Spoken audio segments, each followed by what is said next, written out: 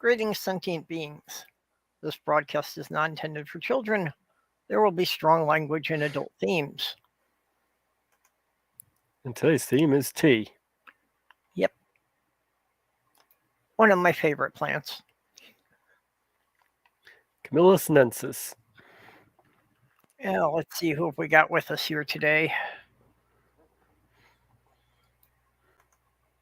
I had seen Dog and Mr. Shadow Kitty posting earlier.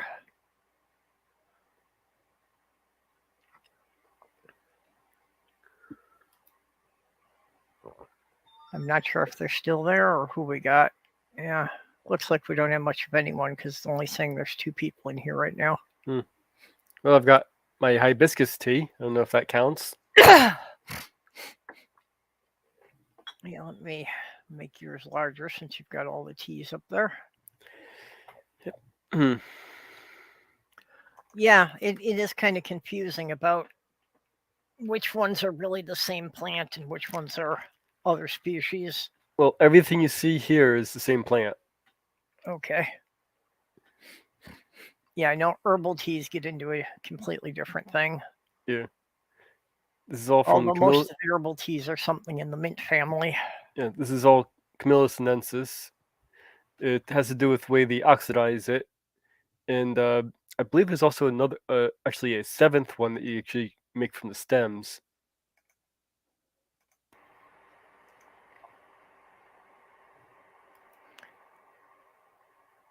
Okay, there's Jenny, and I see Angie in the side chat. Kokicha tea? Twig tea? Yeah, so it'd be one we make from the stems. And 2AH, so... Okay, we're getting a few more people here now. Hello. Good evening. Good evening. I drink iced tea most of the time, which a lot of the Brits consider a form of blasphemy.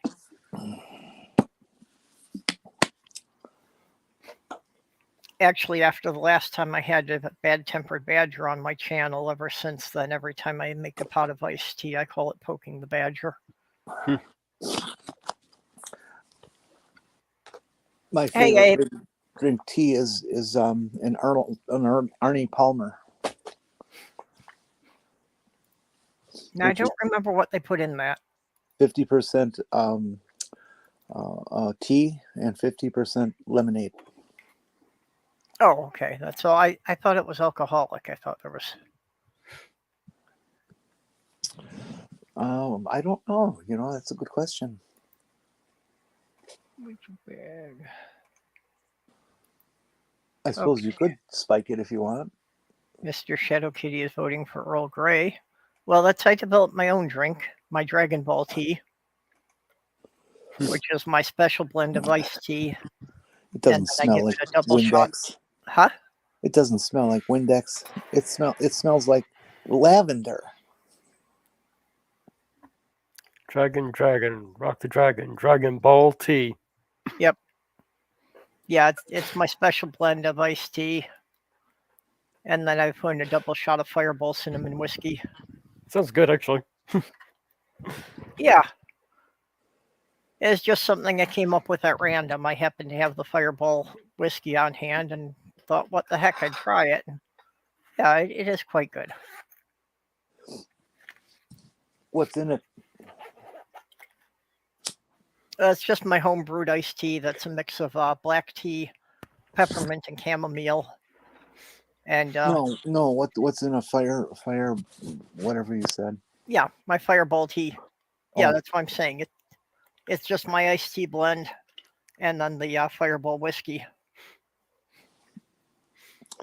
Ah, okay. Now I get it. Yeah, it's a cinnamon spiced whiskey. I just can't imagine that would be very good. At least not in my palate. Well, the one they have here listed as post-fermented tea also goes by fermented tea or dark tea.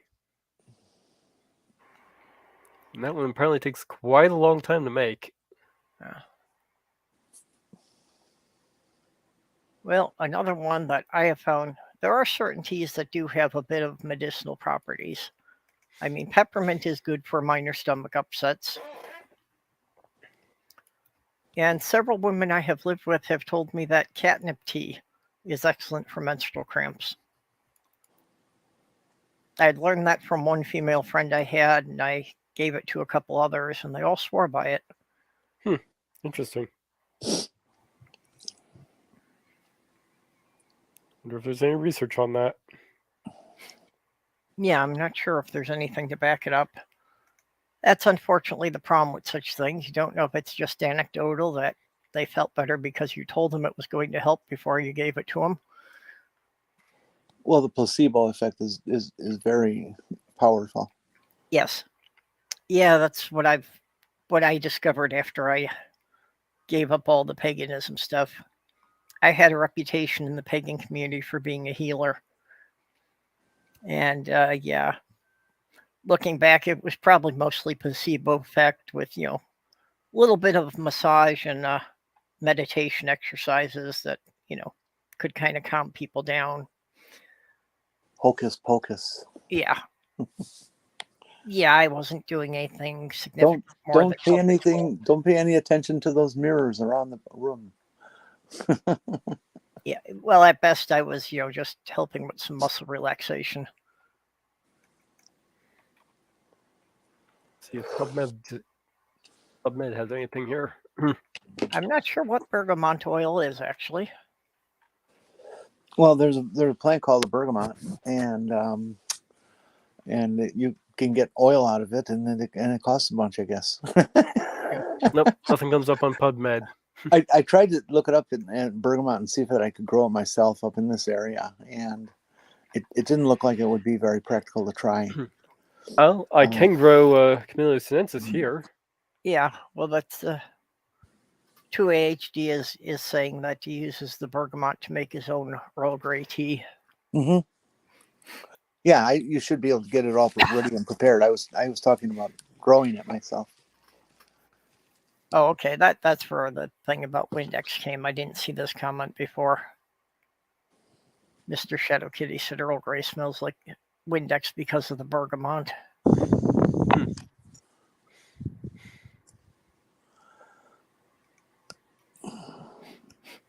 And I liked Earl Grey long before Picard was ever born. Yeah, but did you drink it hot? Uh-huh. I drank Earl Grey hot occasionally. It was never one of my favorites, but I drank it sometimes. Okay, is your kitty also helping you type? Sammy is often pressing random keys on the keyboard for me. I'll just make sure he doesn't press the one and that ends the stream. Well, one day I was playing Axis and Allies with my brother, and he skipped past the whole British turn and lost me the game.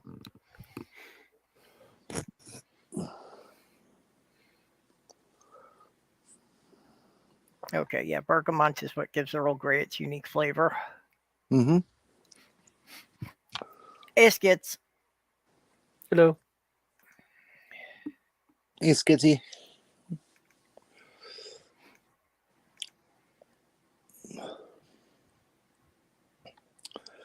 Okay, Earl Grey. One third, half and half. I'm my brain's gonna explode. Like that's higher mathematics. I can't do that. You're just using twice as much of the tea as you're using the half and half. I never actually tried Earl Grey with any kind of a creamer. I usually don't put any kind of milk or creamer in my tea, just sugar. Or honey, and sometimes lemon. Let's see. According to Science Learning Hub, many of the health benefits of tea come from the levels of polyphenols that are in it. Yep. Which have antioxidant properties. Angie, you're having thunderstorms there. Our rain turned to snow, but at the same time, we were having the tornado sirens going off several times. Though it does mention that research is needed to confirm some of these benefits.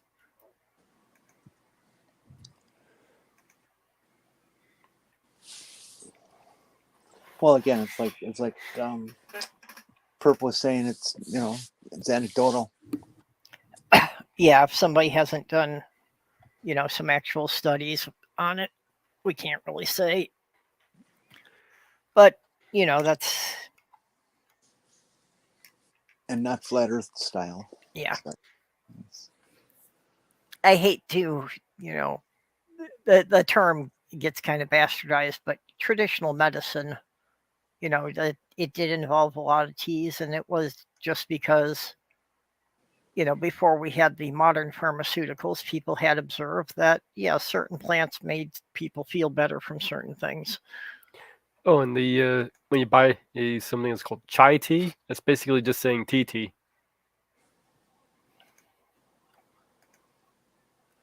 TT. Yeah, chai. It's just another word I for tea. I had heard that. Yeah. Well, that's like shrimp scampi is the same as saying shrimp. Oh, Yeah, is it? basically. I thought scampi referred to the butter sauce. I don't know. I've never had it myself, and I heard that from somebody else who claimed to be able to speak Italian. No, I wouldn't really doubt it. I hadn't heard that. I've made shrimp scampi a couple of times.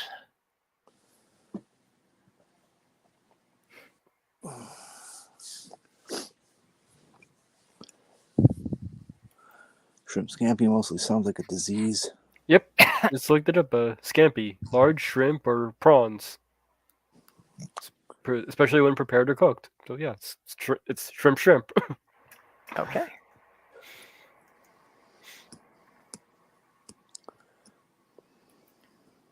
Yeah, I don't drink coffee at all, so it's strictly tea for me.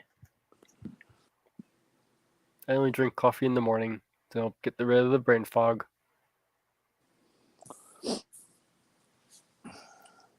I don't even waste my time drinking it. I just give myself a coffee enema. There you go. Okay, dog, I have to dispute you on this.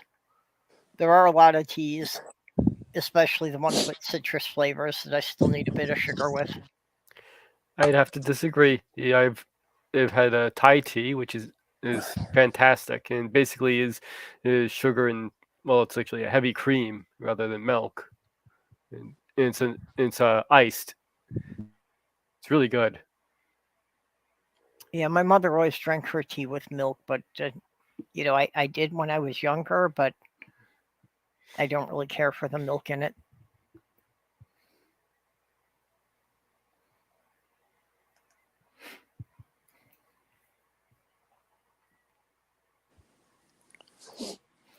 Yeah, I can't stand any of the artificial sweeteners. They just all of them just make me feel like my tongue's coated in plastic. It's not even so much a flavor thing as it's more like a physical sensation of it.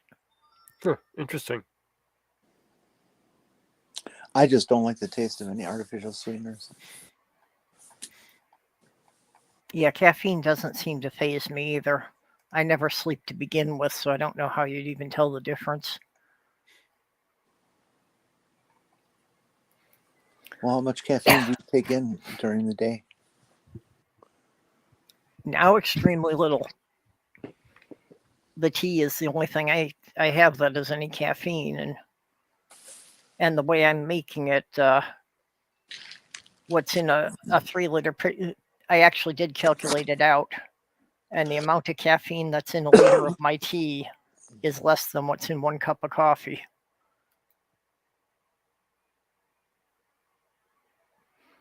So even at that, my total caffeine intake in an average day is less than 2 cups of coffee at most. Now, whose cup of coffee? Well, what they consider an average cup of coffee. I was getting By the what measurements. average? Coffee shop coffee or 1950s, 60s, 70s America coffee? Yeah, I think it's just the typical homebrew stuff. Whatever And you would that do in be your in a coffee pot 5-ounce at home. cup, an 8-ounce cup, 16 or 12? A 12-ounce cup, actually. Uh-huh. That was what was specified with the information that I got off the website for it. Although I did cross-reference several websites about the amount of caffeine in a cup of coffee, and I did find like 4 or 5 that all agreed to pretty much the same amount. Not without asking all those questions, because every one of them affects the caffeine level. Well, that's why I'm saying I found like 4 or 5 websites that all had about the same number of the milligrams of caffeine to a 12-ounce cup of coffee. Because that's the way I do research. I don't accept anything from a single source. If I can't find at least 3 independent sources that agree, I consider the information suspect. But what if the source is just copying each other? Well, that's what I mean. That's why you have to make sure you've got independent sources and not ones that are referencing each other. Because, yeah, especially on the internet, you're going to find that happens a lot, that there's an awful lot of websites that haven't done anything but cut and paste from other websites.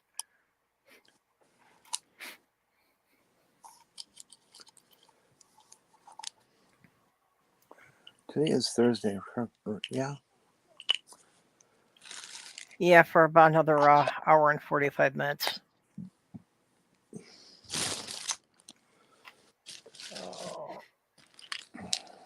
I went to the ENT today about my tinnitus. That was basically a waste of time.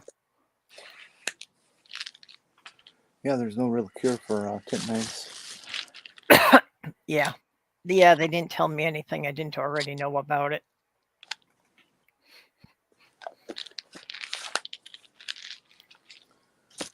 So, they did mention I've got a very slight hearing loss in the high pitch ranges, but, you know, that's just something that's kind of expected as you're getting older, so. I still think my hearing's a lot better than most people at my age. What? Well, it's something I've always been aware of throughout my life, so working with power tools and that, I always wore hearing protection. Good move. Hello, Peter, Jinzu. I'm actually amazed that I'm still alive with all the chemicals that I've absorbed in my body over the decades. You know, we're close to age, Perp, but it wasn't my working life. Started before yours, of course, because I'm older.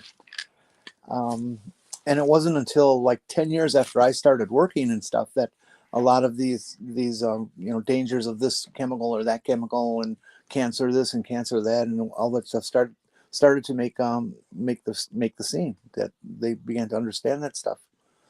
And so I've taken literal baths in shit like potassium ferrocyanide and hypothiosulfate and all kinds of benzenes and all kinds of shit that they just say is awful for you. And I haven't developed anything yet. That was bad as my grandfather using pesticides without any kind of protection. Well, Yeah. I did a lot of remodeling and work in old buildings. A lot of demolition that we didn't find out there was asbestos in the ceiling until it started falling down on us. Yeah. I used to work 8 hours a day next to a asbestos covered pipe that they use asbestos for insulation that was ripped open, and the asbestos was just floating around in the air. And then we just made that even worse with going into the car business. And my first car business job was as a dealership. And the standard procedure at the dealership was to, during an oil change, they would pop the wheels and inspect the brakes. And this guy would take his air gun and blow all the dust out of the brakes, which helps reduce squeak. And it also helps to fill the entire garage, 12,000 square feet, full of asbestos smoke or dust or whatever you want to call it. And we would all breathe that for an hour, 2 hours, 3 hours until it went away. Sounds like a process you want to do outside. No, you don't want to do it at all. The proper way to deal with that is to use a water bath for the cleaning, so that you weight down the asbestos and don't let it circulate out into the environment that way. Yeah, you want to spray it with fluid and have a drip tray under it to catch it.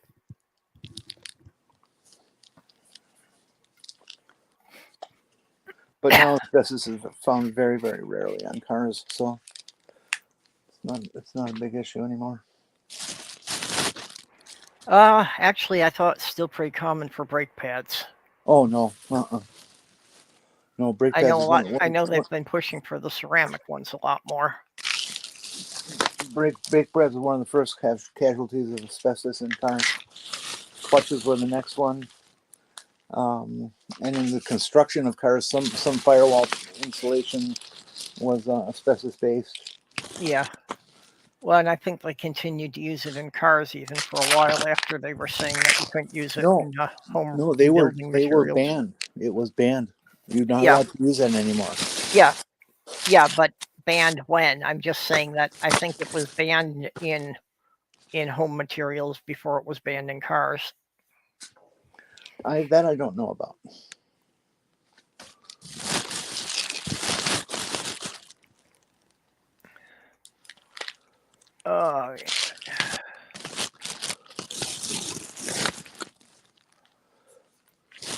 Yeah, I would like to get another cat, but there would be quite an issue of how to transport it from where you are up to Minnesota.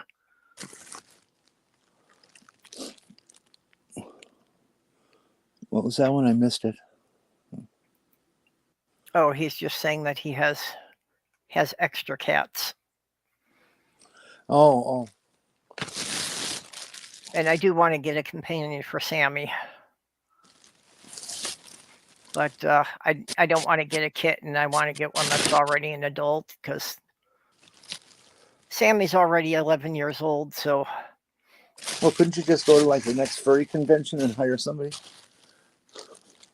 Yeah, it'll be much easier to go down to the Humane Society. Okay.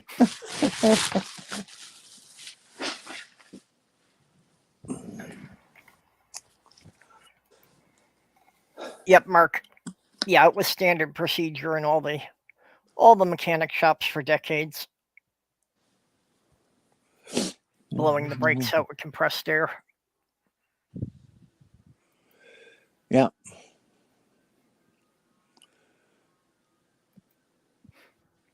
Yeah, ship a kitten FedEx. Poke holes in the box. But if you poke holes in the box, then when it gets rained on, they get all wet. And you know how cats hate that. Or you could find the horrific ghost in the box with the cat.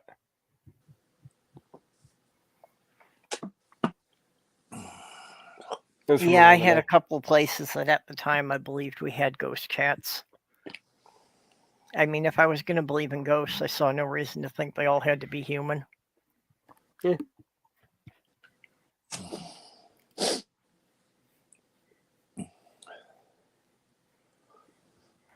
Actually, wet pussy is good if you can, get a nice warm one.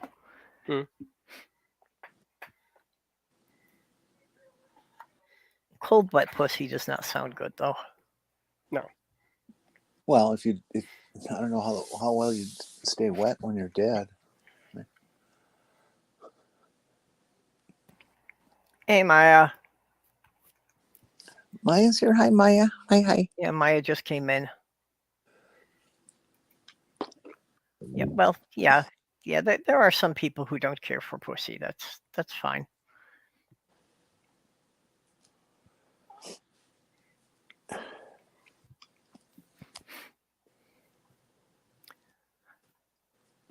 Yeah, I was the only one in my family who took the thing about working around power tools seriously as far as my hearing went. But also just with my autism, I could never stand loud noises. I never liked loud music. So you paid attention to what they said about your ears, but not your fingertips, huh? I paid plenty attention to what they said about my fingertips. Up until that accident, I managed to be the only male member of my family who had gotten to age 50 without having any stitches from a power tool. You know, that's actually something I'm proud about, that I went through 40 years worth of working on cars, and I still have all my digits. Yeah. Yeah, I'm still in better shape than any of my siblings were at this age.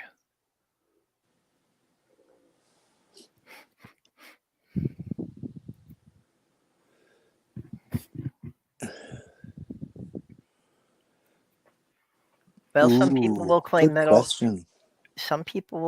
all cats are agents of the devil. That's why they killed them off just before the plague hit Europe. Well, it's true. Cats are the devil. Cats are the devil, and octopi are aliens. Yep.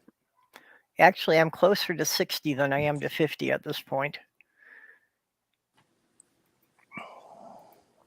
I just got a couple of years to go to 60. You're closer to 60 than I am. Damn. Well, shouldn't you feel good about that? No. I'll be 58 in July.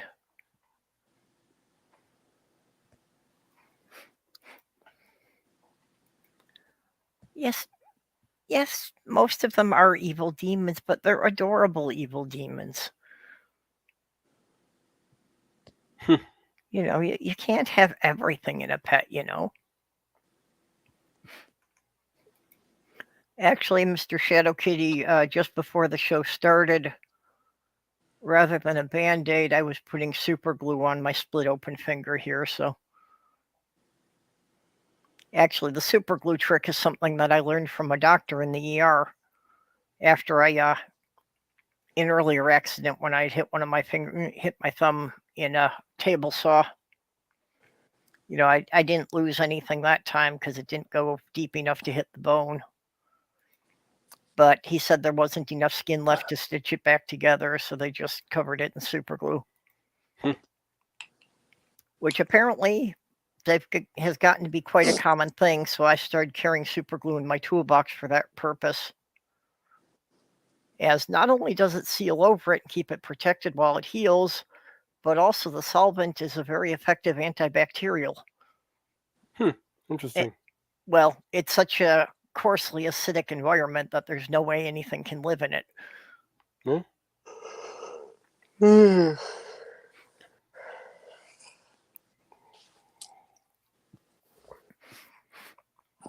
So the flooding's starting to get bad around here. Did you get any more snow today? No, but we got 2 days of rain, nonstop, pretty much. And Yeah. the Mississippi is lapping up at the underside of a number of bridges. Well, starting around 1 o'clock in the afternoon, our rain decided to change to snow. So we got enough snow that I can't see any of the grass outside anymore. Well, it's supposed to get up into the 60s. Yeah, I'm sure it won't last through tomorrow afternoon.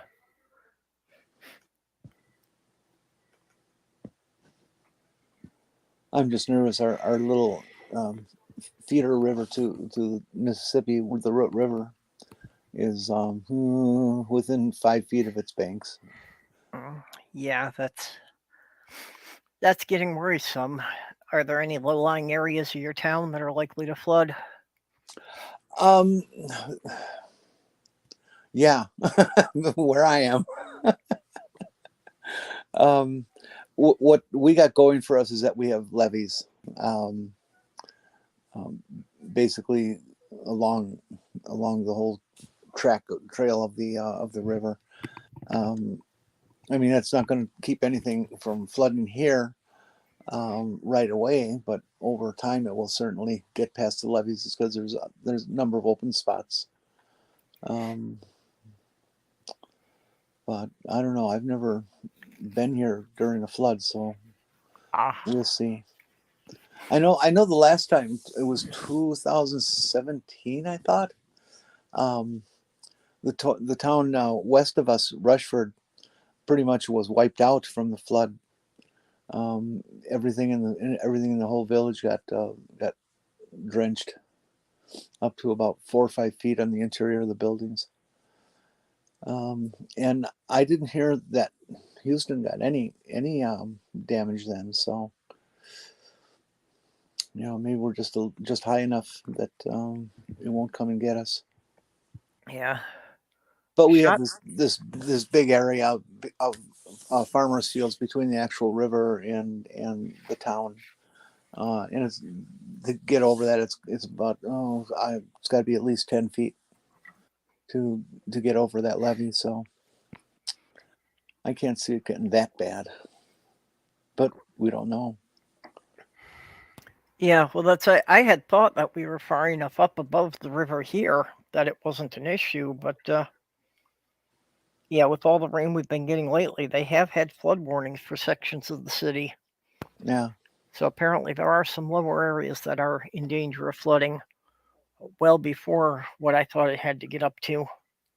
Everything over here, everything along the Mississippi from what do they say, Wabasha, which is getting towards Lake Pepin, all the way south to Prairie du Chien, Yeah. and well, actually Illinois, and is under threat.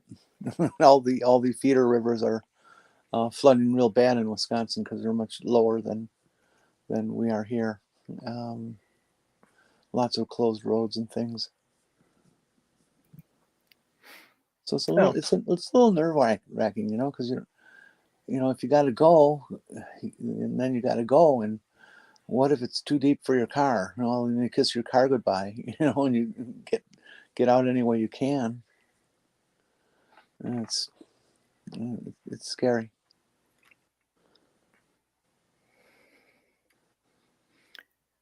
Yeah. Fortunately, St. Cloud's a relatively new city, and they were aware of things by then, so most of what would flood would be parks here, but it does look like it could take out more than half of one of the college campuses.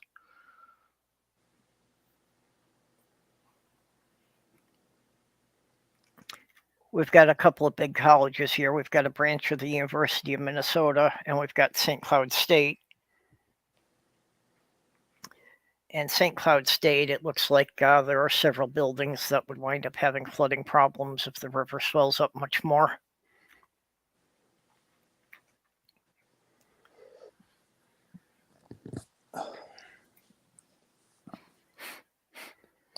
Well, keep your fingers crossed for me, because I really don't want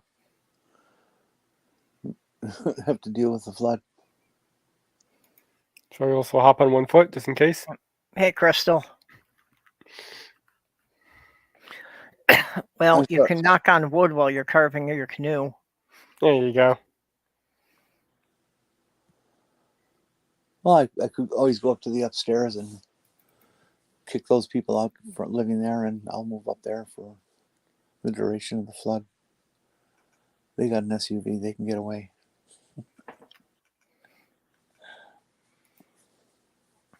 Yeah, somehow I don't think my van would float. Hey, Beck. Hey. It does float for a while.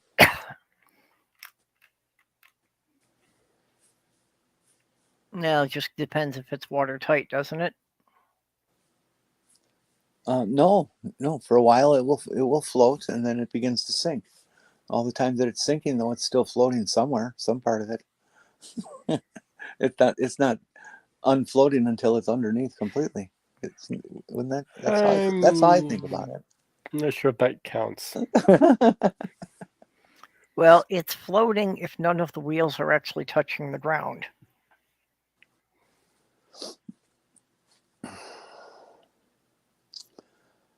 Yeah, and it doesn't take much for a vehicle to be picked up and moved around by water. Most cars, and even minivans and stuff are really not much more than about 5 to 10 inches tops above the ground. Yep. You know, and that's not a lot of distance that you're talking about flooding.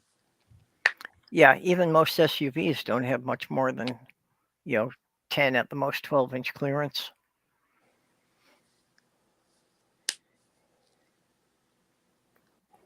Yeah, I know my old car only had about, 4 to 5 inches clearance. I know that for all the times I had to try and crawl under it.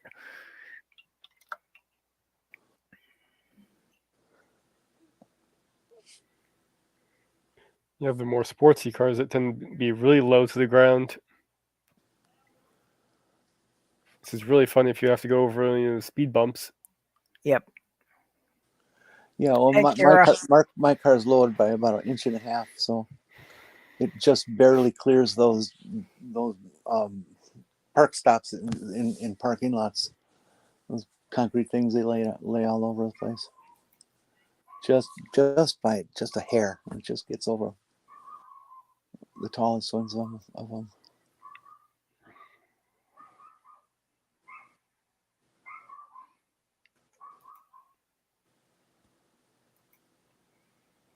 There you go, Crystal. It didn't seem to fit that you were the only one here without being a moderator.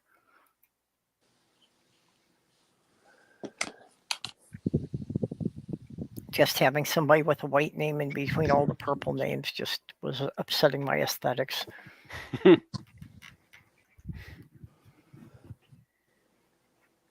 Oh, is Beck here? Hey, Beck. Yeah, Getting Beck OC came in just a little bit ago. Getting OCD about it, huh? Yeah, my OCD isn't consistent. It flares up randomly at times. There are some things it's consistent about. Like when I first moved in here, they had put in one of the light switches upside down, and that bugged me until I just got around to taking it apart and fixing it myself because I wasn't going to bother calling maintenance and trying to explain why that was an issue.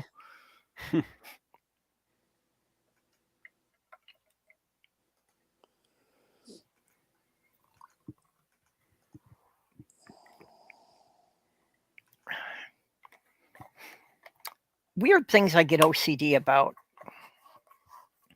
Like ever since I started putting, digital things on the volume controls, I have to keep the volume control set at some number that's a multiple of 8. Well, that's pretty damn weird. Yeah, it is, but it bugs me if I don't. Never a divisor of it by 8? Huh? Never mind. Most volumes are 0 to 10. So how many 8s can you fit in there? No, actually, most of them go on percentiles, so they go up to 100. There. Yes, Mage. Yep. So, like the volume on the stereo in the van is normally the default setting is 32. Oh, I guess I'm just too analog for you guys. So.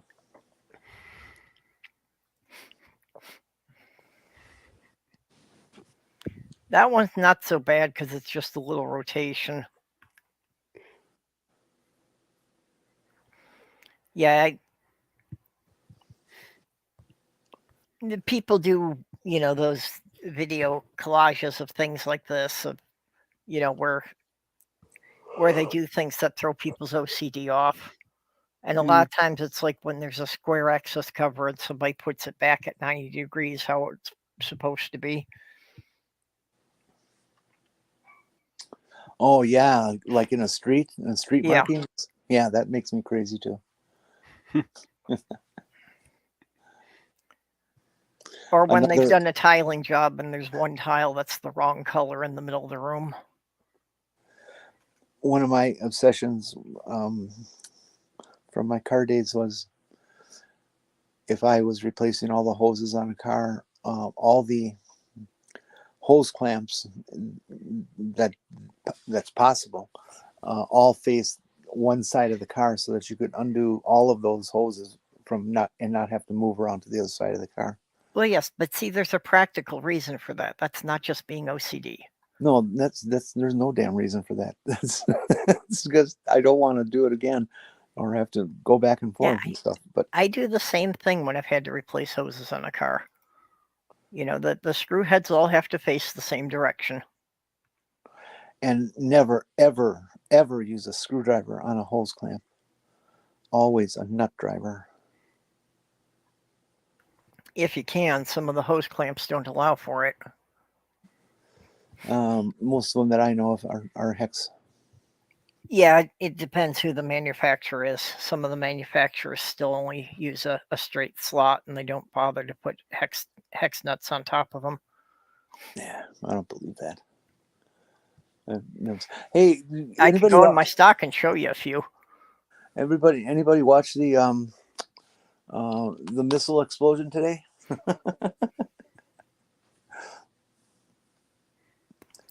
Yeah. What's with an exploding missile? I mean, how hard can it be? It's not rocket science.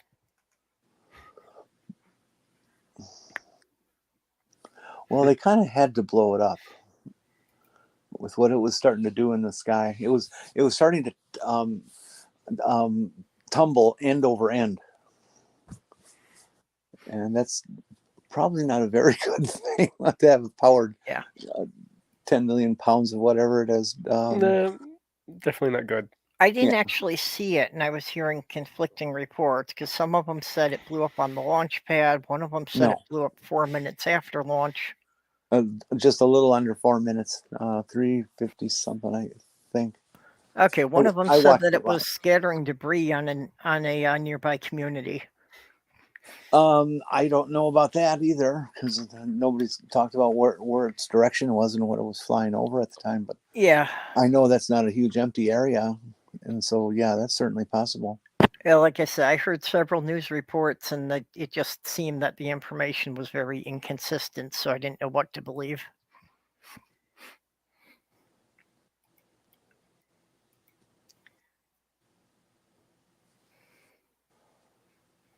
Well, it was actually pretty neat. The it's so damn big, and they launch it. It's got 33 engines underneath it. Yeah, well, this was supposed to be the largest rocket to ever get in orbit. Yeah, it is. It's 400 feet tall. The Saturn V was 365, I believe. I don't remember if that was with the escape assembly or without.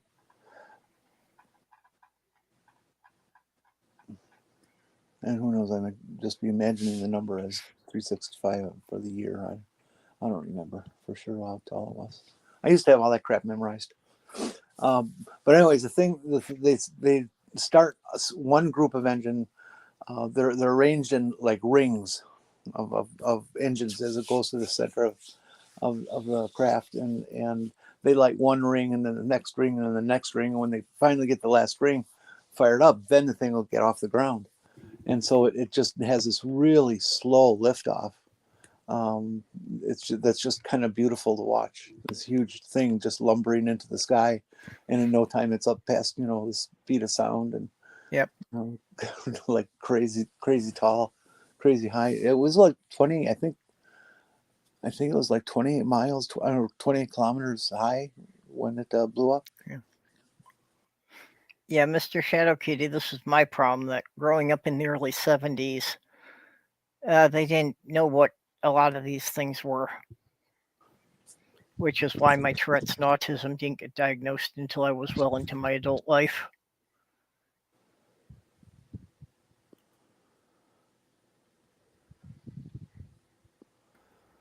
Okay, Peter, then you need to go to bed. You shouldn't be hanging out here. Nothing I do is ever more important than getting some decent sleep.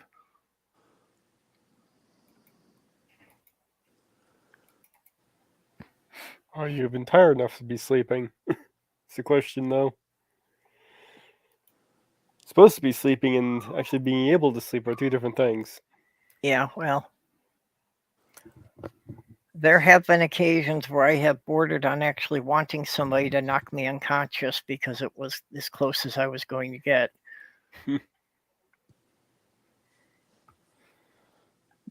Well, if you're already in bed and you need to get to sleep, masturbate. That'll get you tired.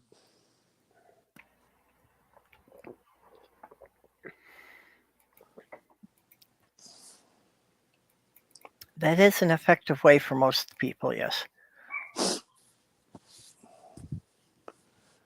Takes a lot of work.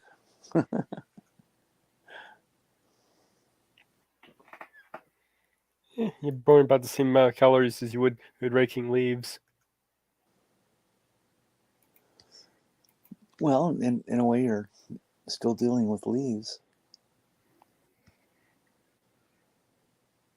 Did you hear that there's a glut? There is a glut of marijuana that the shops had started lowering prices because there's just too much to sell. Well, you know what? As a public service, I'll take some of that and I'll burn it for them. Well, if they just make it legal here in Florida. Yeah, it's the problem here. It's still not legal for me to buy it here.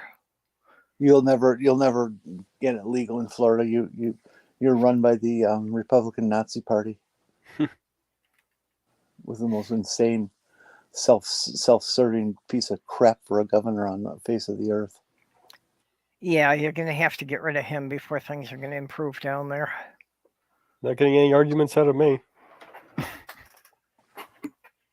He really is a very revolting man.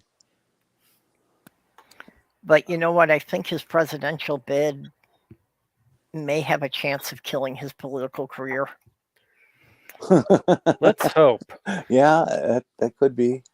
Yeah, well, it's like he got away with a lot of shit in Florida that is not playing well on the national stage. No, not at all. So he's becoming an embarrassment to the Republicans. Good. Well, the whole Republican Party is becoming a joke unto itself. People, the majority of Americans feel okay and feel good and expect LGBTQ people to have the same rights as everybody else.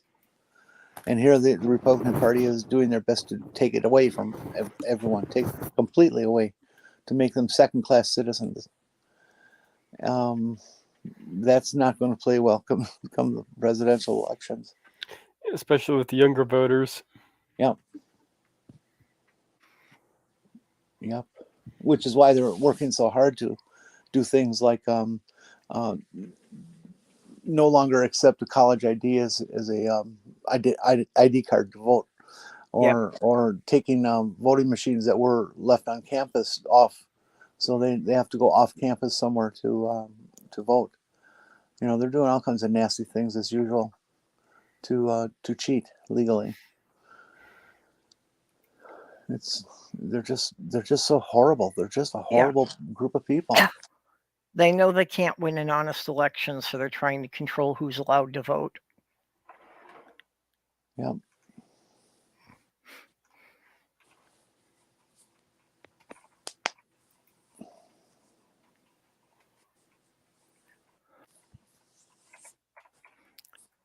Well, and Peter, that's been the thing, that historically young people have not voted in really large numbers. But especially with the Roe versus Wade thing, the Republicans have gotten them pissed off enough that it looks like a lot more of them are going to than used to. It appears that the Gen Z people are actually paying attention to this stuff. This last midterm elections really got a lot of people out. In Wisconsin, anyways, where the whole future of the state was balanced on who's going to have the power in the Supreme Court, and the progressive woman won. So things might be looking up in Wisconsin. Yeah, it is looking like Wisconsin could turn blue again. There's, oh God, what town was it? Michigan is also looking like it could improve. I don't know how much, but apparently Michigan has gotten kind of upset about the Republicans trying to push, all of the child labor laws. That Michigan does not think that children working in the mines is a good idea. Well, Iowa does. Iowa's been pushing for child labor too.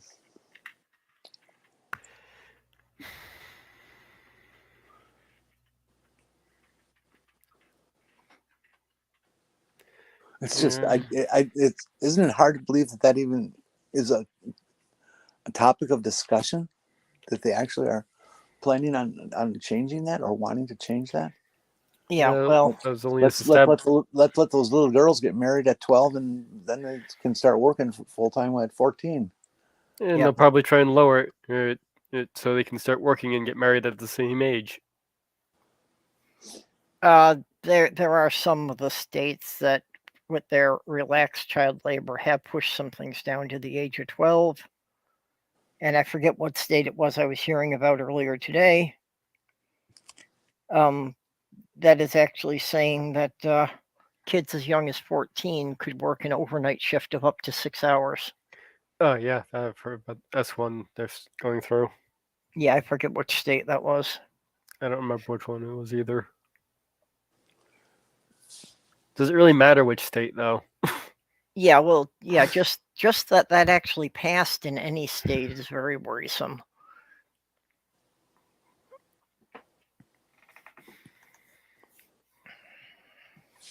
The party of cool. Yeah, performative cruelty. And that's a lot of it is, and it's just they want to make sure that there are some people who are so desperate to survive that they will take any job regardless of the conditions or pay. Mm-hmm. Yep, they just want people will take crap pay. Yep. And then on the other side of it, they're helping with these companies that are buying up entire neighborhoods to make sure that no one can afford to buy a house and just have to pay exorbitant rent for their whole life. Yeah, we had people building whole housing complexes around here just for that. Yep. Jinzu, this is another thing that the laws, historically did not apply to kids working on family farms. And in several states, they're expanding that to remove the word family so that it's okay to have teenagers working on commercial farms as well.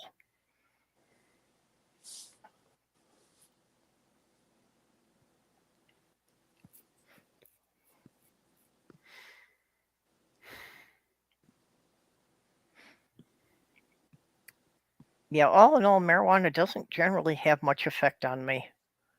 There's only been like twice in my life that I've really gotten high, even though a lot of people have taken it as a challenge. Yep. Yeah, Peter, unions are supposed to be to protect the rights of the workers, but unions got gutted mostly during the Reagan era and ever since then. But part of that's been government deregulation, and part of that's been the way unions themselves have been handled. That it used to be that the union representatives were all people who were actually members of the union and working in the industry. But now more and more unions, they farm out the management of the unions to a private company who has no real stake in it.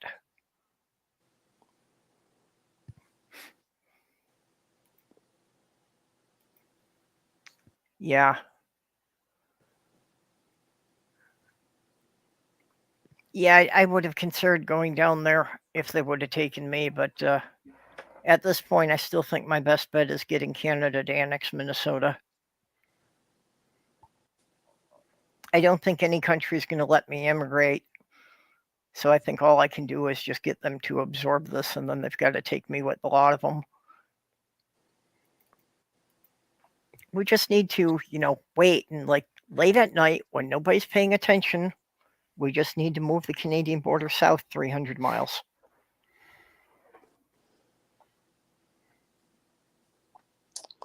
That won't cover all of Minnesota.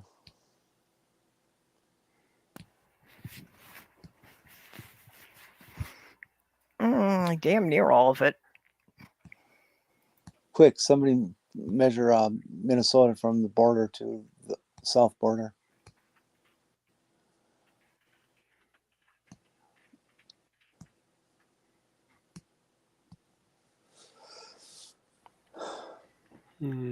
Oh, you're right. North to south, Minnesota is slightly over 400 miles.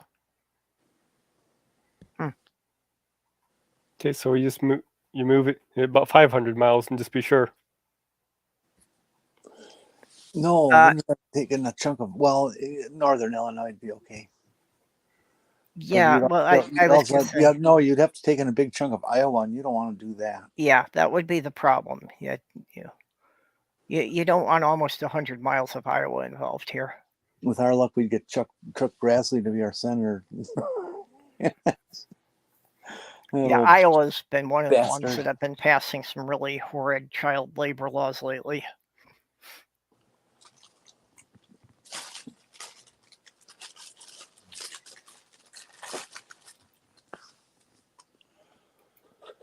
Okay, if you want it in kilometers, it's about 650 kilometers.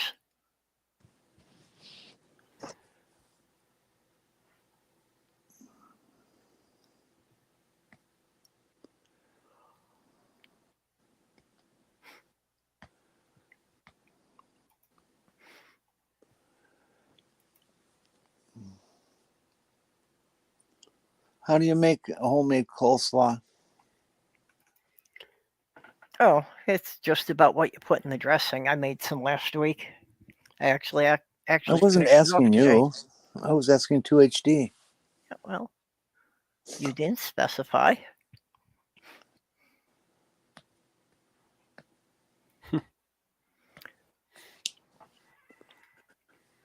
While he's holding my foot like it's a stuffed animal. Hugging it. Yep. Yeah, Mr. Shadow Kitty, my father was a member of the Carpenters Union. And that's why my parents were always Democrats, because they realized that they would have never been able to raise a large family without all the benefits that my father got from the Carpenters Union. My dad's a carpenter, and so is my grandfather.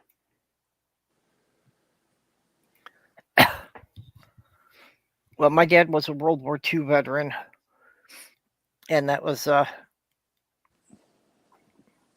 he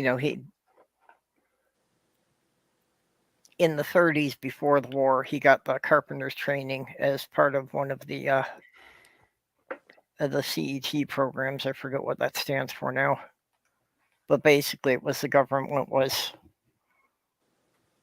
was financing all sorts of these training things for trades, during the Depression to try and get people back to work, try and boost the economy up again.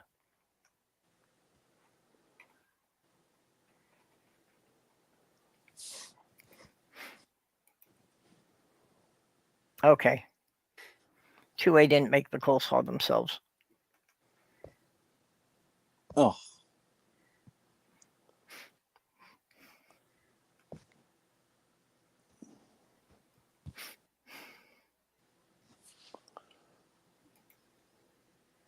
And it's not really eating homemade coleslaw. It's eating some other home coleslaw. There's Carolina Reaper in it. No, you lost me there. I don't do hot peppers at all.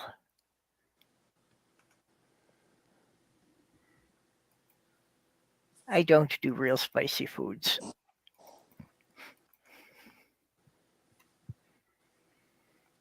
But I made stir-fried rice earlier. And I also had a pot of pea soup going that I shut off just before I started the broadcast. So just letting it cool so I can put it all in the fridge before I go to bed. So Pea soup? Yes, I've got a pot of pea soup here that's as thick as fog. How much do you have to drink to produce that much pea? Quite a lot. Tea helps. Tea does not stay in your system very long. I didn't say tea. No, I'm saying that the tea helps you pee a lot. Oh, I see. Actually, that was one of Buckminster Fuller's adages. 1 pot of tea equals 1 pot of pee, but 1 pot of pee does not equal 1 pot of tea.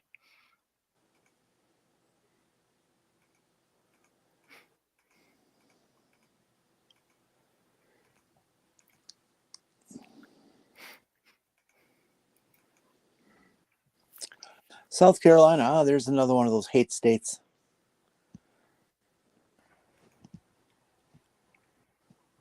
Yeah, neither of the Carolinas have been looking really good for recent legislation. Nope. North Carolina's been passing a lot of bad legislation that was based on people's religious beliefs. Yep. Spicy food makes your scalp itchy. It can also help with headaches. Yeah, I have not heard of people having that reaction to it. Neither have I. But yeah, I've found eating spicy food can help with a migraine. I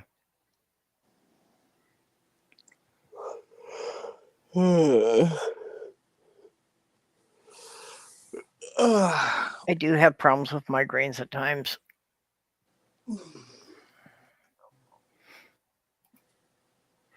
Looking it up, I'm guessing my grandfather probably he fought in World War II in the Navy. My father was in France in World War II in the Army Infantry.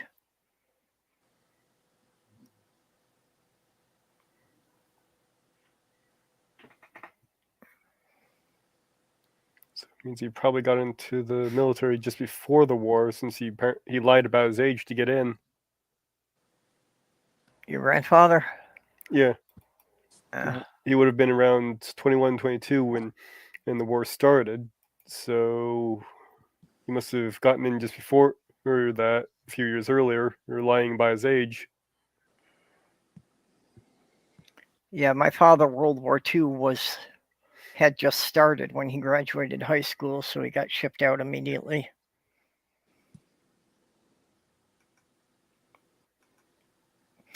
At that time, everybody from 18 to 21 was immediately drafted.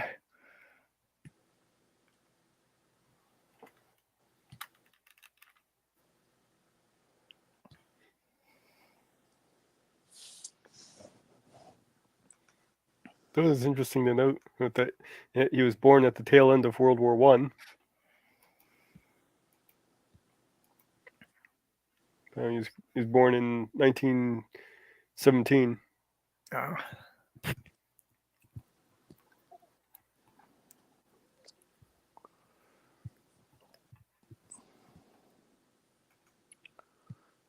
What year is your dad in?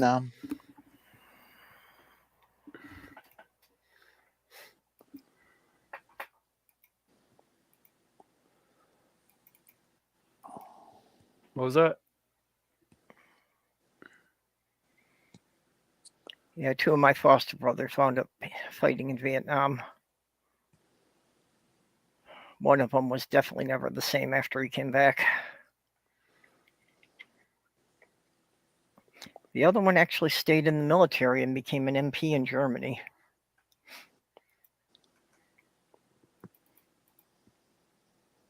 He did teach me some fighting techniques, because in Germany they weren't allowed to carry the guns off the base.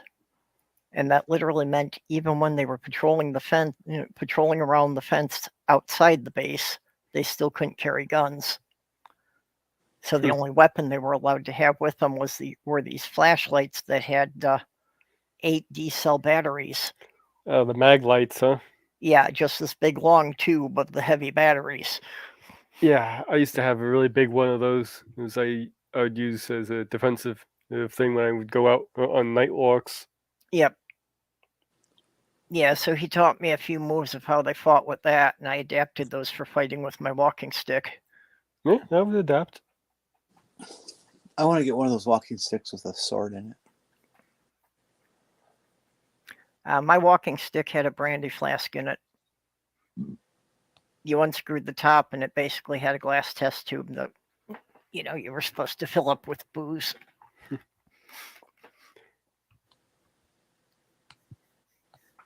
Well, walking sticks can make good defensive weapons.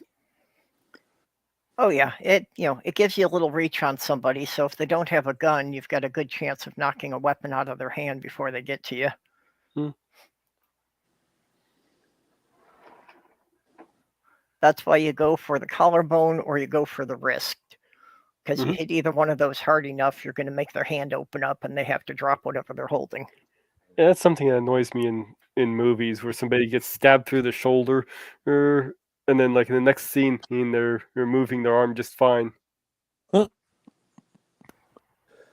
That's one of my pet peeves is the lack of reality in violence on TV and movies. I've always believed that if they were honest about like what a gunshot looks like, what it does to somebody, that there might not be as many people who think it's a good idea to shoot someone else. Yeah, but the movies are interested in making it look cool. I suppose the one that actually did it right was Last Action Hero with Arnold Schwarzenegger, where he was in the real world, got shot, and had to go back into his movie world where it was just a flesh wound. Yep. Hey, Tina. Yeah, I don't like guns. I would not be comfortable carrying a gun myself.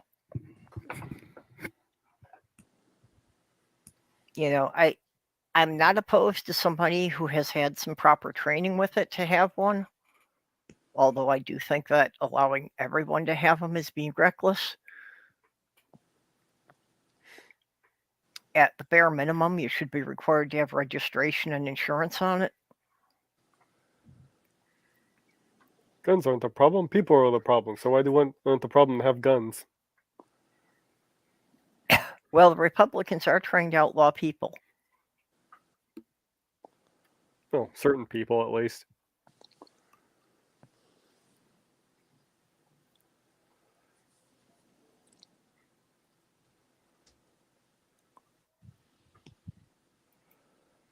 Yeah, if I was living down in the South, I would be more concerned about it, definitely. But that's part of why I was never really comfortable visiting the South, even before all this stuff started, even 20 years ago. It's just not known to be a really welcoming area for queer people.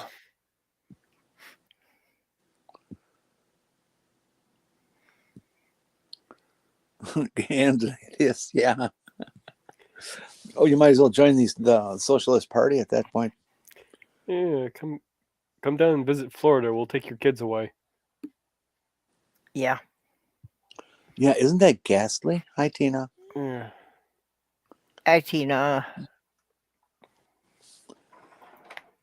Yeah. Unfortunately, Republicans have pushed things in a couple of different states that allows them to take people's kids away for various reasons. And one of the things they are now trying to pull back the indigenous protection laws. Yeah, that. Yeah. Well, what bothers me so much about all the climate of what's going on right now is that we're getting beat by these people. Okay, the LGBTQ community is getting beat by these people. This is a fight that we might just not win. But that they're doing it with 1940s and 50s knowledge. Okay, that this conversation never even gets into the 21st century of knowledge. That they're still fighting basic terminology and stuff that was settled decades and decades ago. And it's and it's because the media doesn't care. They don't actually investigate it. The politicians themselves, they don't sit there and say, maybe I do need to learn more about this. Just nobody fucking cares. We're such a minority. They figures, well, they'll just get rid of you.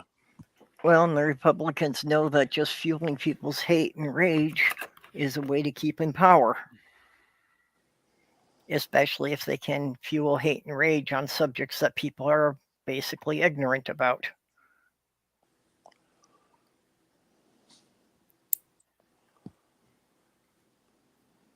But I do feel that things are looking a bit more hopeful, as we were saying earlier, that the Gen Z people don't seem to be buying it as much. So if the Gen Z people will actually get out to vote, I think we have a chance of pulling this back. And this is really a critical time because, like, if the Republicans don't take control of the Senate in the next election, it will be really hard for them to do it. They won't have another good chance for the rest of the decade. So there really is an awful lot that hinges on the congressional races in the upcoming election. It could really set the tone of the country for the rest of the decade.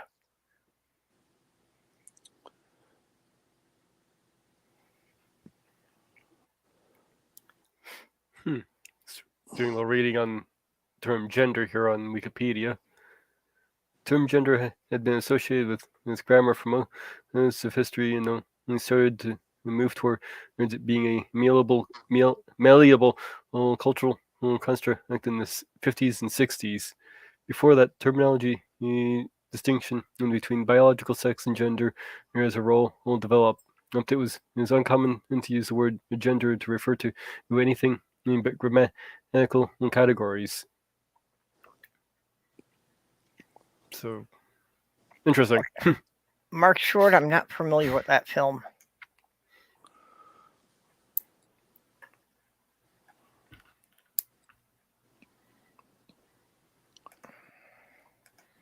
Yeah, I do feel we're in a relatively good position here, that Minnesota is going to be safe for longer than a lot of other states. And I'm just hoping that Minnesota will remain safe until this can be turned around. But it does make me worry a lot for my friends who are in other states, especially ones that are like around Florida and Alabama and Georgia. I'm expecting societal collapse here. Peter, you're absolutely correct. We are definitely regressing in our political maturity in this country. Oh, very much so. Yeah, especially through the Trump era. But yeah, over the last 20 years, we have lost 50 years of progress at least. Mm-hmm. More than 50, actually. Let's see, we're moving back to post, 1920s? 1930s? Yeah, at this point, the rate has been accelerating quite a bit.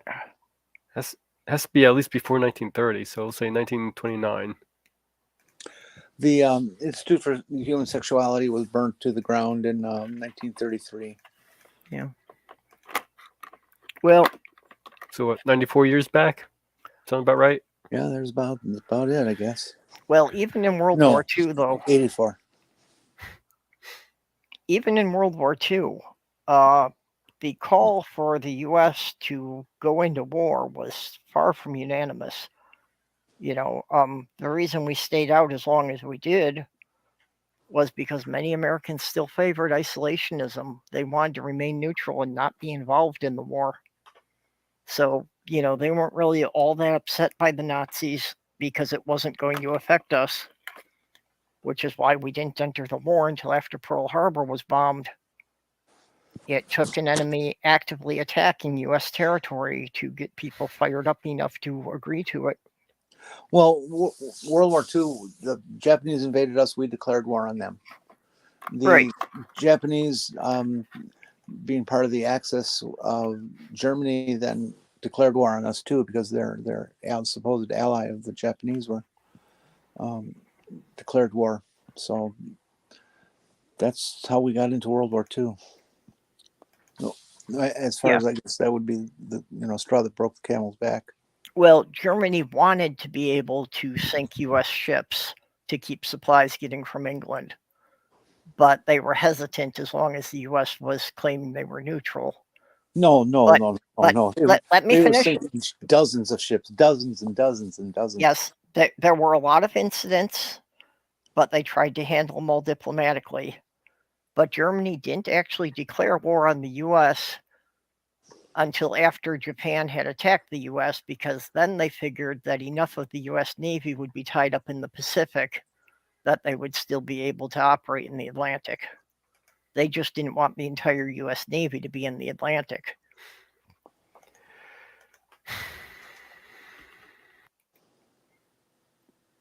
Yeah. We're actually not far from witch trials. There have already been enough incidents, and well, there's a shitload of vigilante justice and enough states where it's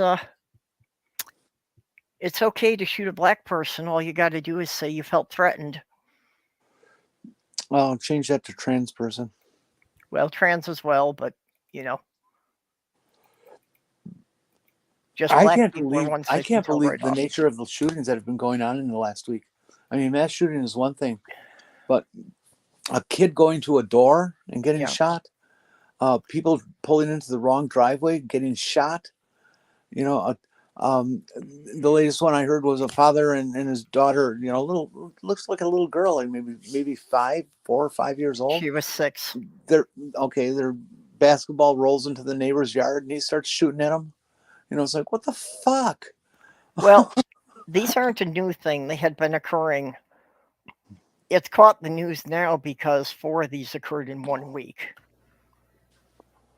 But yeah, it's, just people have gone crazy with the guns that the slightest trespass on their property they think is grounds to open fire.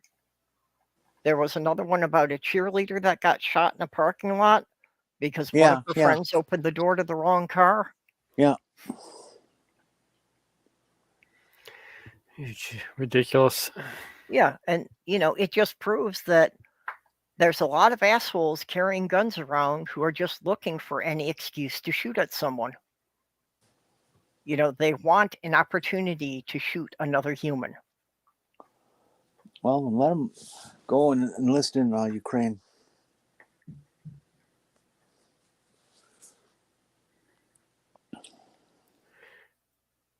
Yeah, unfortunately, you don't want unstable types like that in the military either.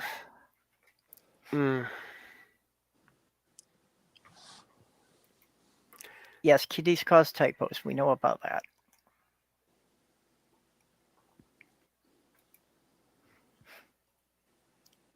Mark Short said, my great-great-grandfather left Australia to fight for Germany in World War I.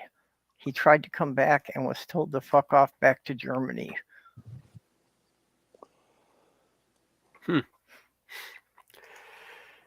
Yeah, it looks like the whole concept that capitalism is going to be imploding is coming around even more with the term greedflation.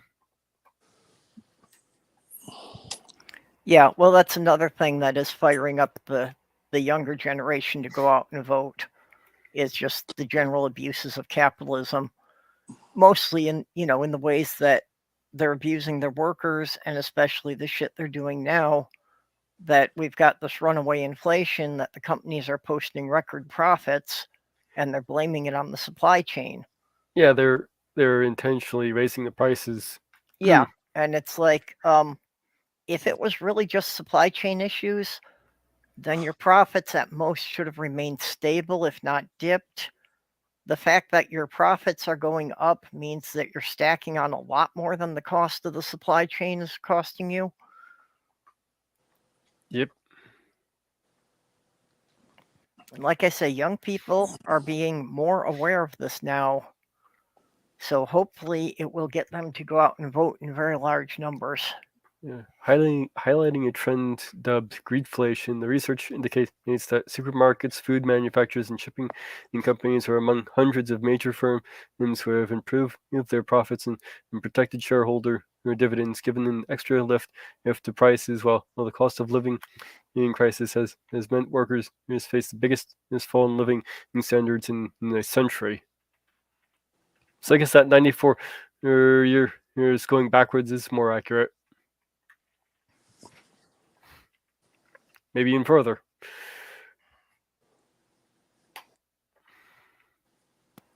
Yeah. It's just incredibly sad. We really were a great nation at one point in our lives. I don't know exactly precisely when, but I think it was pretty much when we were fighting wars that had morality. They were about honest morality. Nations trying to take over other nations and killing certain ethnic groups. But even now, we've got Russia trying to take over a neighboring country, Oh yeah, and the Republicans are siding with Russia. yeah. Yeah, war has always been about profit. Yeah.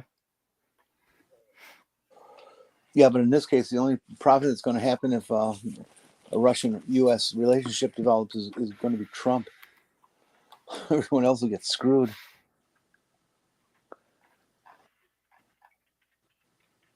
Well, and again, going back to the younger people, that's part of it is, that the last couple of generations were sold on this American dream that, everything was going to keep improving, everything was going to keep looking up.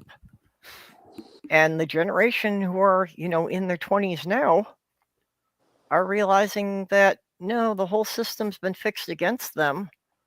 And the chance of them actually working and being able to buy their own home is a very remote dream at best. That they're getting screwed. They never got the benefits that the previous two generations had. Yeah, before you can actually work one job and afford a house. When I bought my house, my interest was 9.75%. So don't tell me that they're getting screwed. We're all getting screwed and always have been getting screwed. Yeah, well, I'm just saying They're getting screwed a lot more. Yeah, it's been getting worse that they didn't have the opportunities. And really what it comes down to is that, after World War II, the US had a great boon because we were the only major country that hadn't had our factories bombed. So then the 50s and the 60s were great here. Yeah, it's like that one meme. You have the father going, "When I was your age, I started with nothing," and the kids there with his student loan debt going, "I wish I started with nothing." Yeah, that's a good point.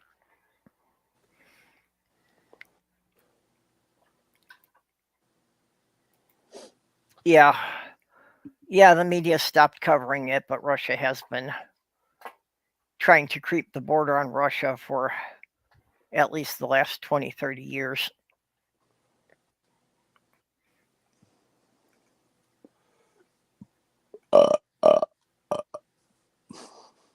Very ladylike. Thank you. I learned how to belch like that from my mother, I'll have you know. And I'm not just saying that, that's true. So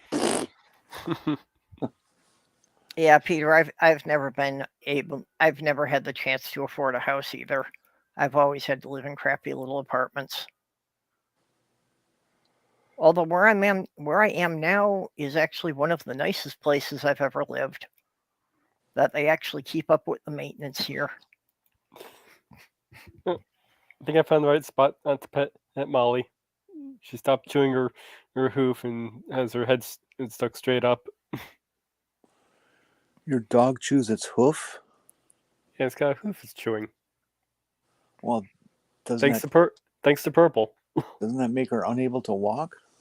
No. Why don't you just put horseshoes on the hoof? Because it's not a horse hoof. Yeah, I bought her a pack of cow hooves. Oh, cow hoofs. I see. Yeah, she's actually on her last one. Well, Mage was saying about how much she chewed, and I had known from other dogs I'd had that, those were good hard things that usually lasted a while, but it sounds like she still goes through them pretty fast. Yeah.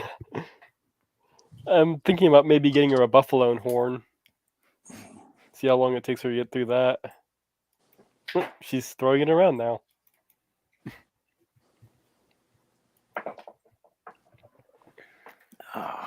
Go out in the woods and find a deer horn. You can get those for free. They fall off every year. I think I'd have to ask my uncle. I don't live in an area where there's too many deer. Oh. Yeah.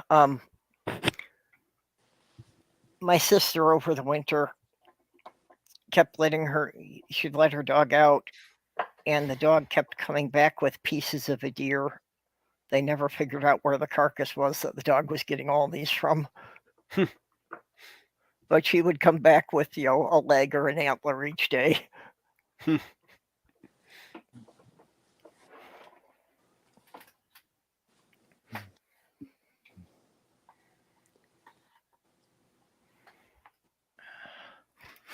Yeah, Peter, I was the youngest of 9.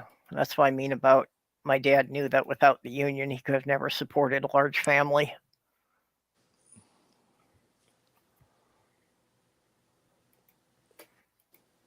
My daddy was a union man too. He was a let's see, what local was that?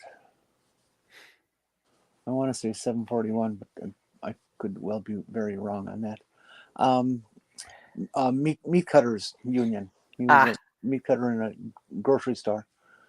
Well, he was actually a market manager, but nonetheless. Yep.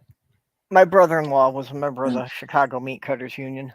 And he was able to, him and my mom were able to buy their first house because of, Dad's membership in the union and how favorable they made the conditions. The ability to get loan and get fronted and to have a decent wage and all that kind of stuff. It really paid off. Yep. Yeah, the unions from the 50s are what gave us the 40-hour work week and weekends off.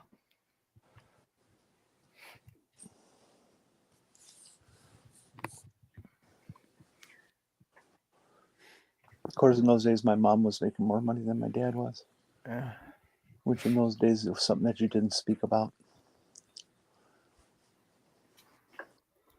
Yeah, well, my dad was in the Carpenters Union. My mom was a reporter for a local paper, which meant she could do a lot of her work from home. And, most people just considered that to be kind of a cute thing that, she had a job while she was raising the kids.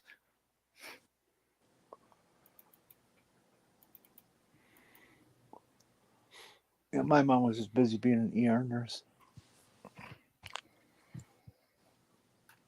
One of the few professions women were actually allowed to have back then.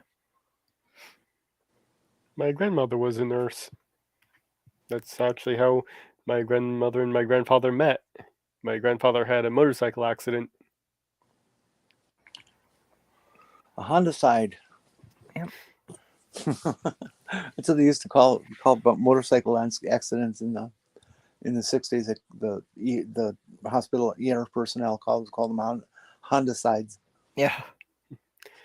So he rode a motorcycle, got into an accident, and that's how he met his wife. And then he had 7 kids and 22 new grandkids. And the moral of the story is, don't ride motorcycles. That sounds fair. Yeah, actually, one of my uncles met his wife because she was a nurse in the Army hospital in the war. That he was laid up for several weeks from a battlefield injury, and she was taking care of him. I love my dad and mom's love story. My dad was friends with this family, the Wilson family, down in Greendale, Wisconsin. One of the first federal housing projects that was built from the ground up. Still stands today. Mm-hmm. Anyways, he was friends with Tommy and Eddie and all them. And they had this sister, Lois, who was their baby sister. She was the young one in the family. And my dad had a sister in his family, Donna. And Donna and Lois happened to be in lots of classes together because they were the same age. And my dad got to know my mom and, wanted to start dating my mom in high school and stuff like that. And had to put up a lot of crap from her brothers and things. But the closeness that Donna and Lois had just kind of guaranteed that my dad was going to be starting to see my mom. And that's how it worked out. And I didn't learn any of that. My parents never talked about it. But I put it together on the, letters they would write to each other in their high school yearbooks. You were able to read a couple of years in a row, and they'd fill out write the whole page and stuff. And so you'd really get a good picture of relationships and, what kind of activities were you in? What did you do? How did you get to know this person? It was really kind of neat to learn. Yeah. And then Aunt Donna died real young. getting her kid out of the way of a drunken driver. Mm. And she saved the kid but got killed herself. My mom met my dad because she took the same school bus with his sisters. And, of course, since he got shipped off to the war, there was always the big thing about, letters from home boost the troops' morale. So she started writing to him. So then when he got home after the war, they got married. Aww.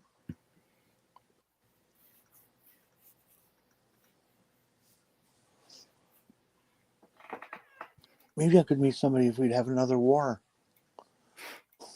You could enlist in the Ukraine National Guard. No, I can't speak the language.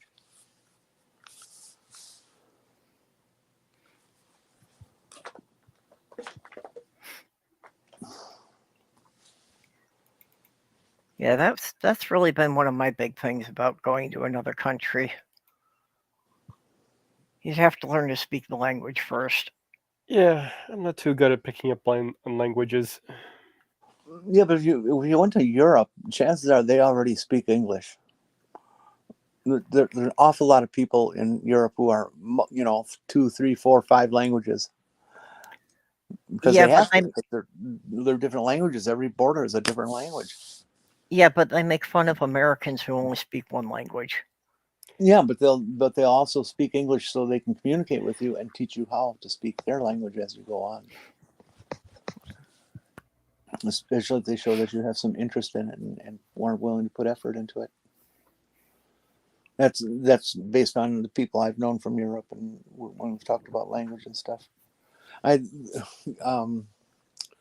had this friend in junior high school. He was actually my brother Gary's friend, but I knew him just as well. His name was Reinhard Major, and he was a German national. His family moved over here when he was about 5 years old, and all he knew was English or German. And so in a span of just a few years, he learned English to the point where when he went back home, they said that he would speak German with an American accent. And he learned exactly what that accent was in his speaking, and so that he could flip-flop between his natural German language and German with an American accent, so he could get away with stuff in Germany because the cops would think that he's an American German, and, oh, well, you're ignorant, you don't really know this stuff, so we'll let you go. And you know damn well what he was doing. Oh, it was funny. He was a great guy. Yeah. But he moved back to Germany and stayed there.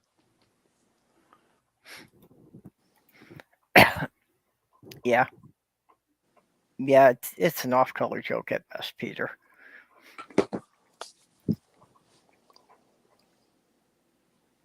Yeah, Mr. Shadow Kitty, I don't doubt that.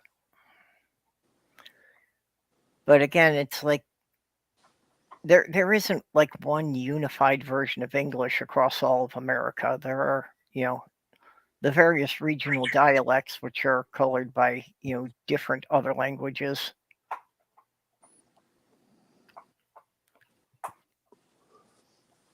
Some areas had stronger French, stronger French settlers, and like up in Minnesota here, it was largely Scandinavian along the Iron Range. So I have often said that, like, me trying to have a conversation with somebody from the Deep South is about the same as somebody from London trying to have a conversation with a Scotsman.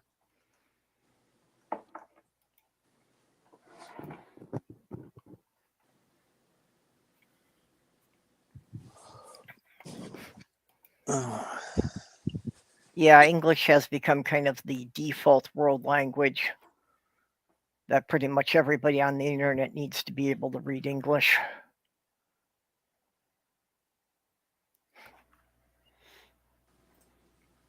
I actually tried to learn Welsh once, but I was trying to learn it from books. I didn't know anyone who could speak it. So you could only get so far that way because there are phonics that just don't exist in English, and I needed to hear what they sounded like.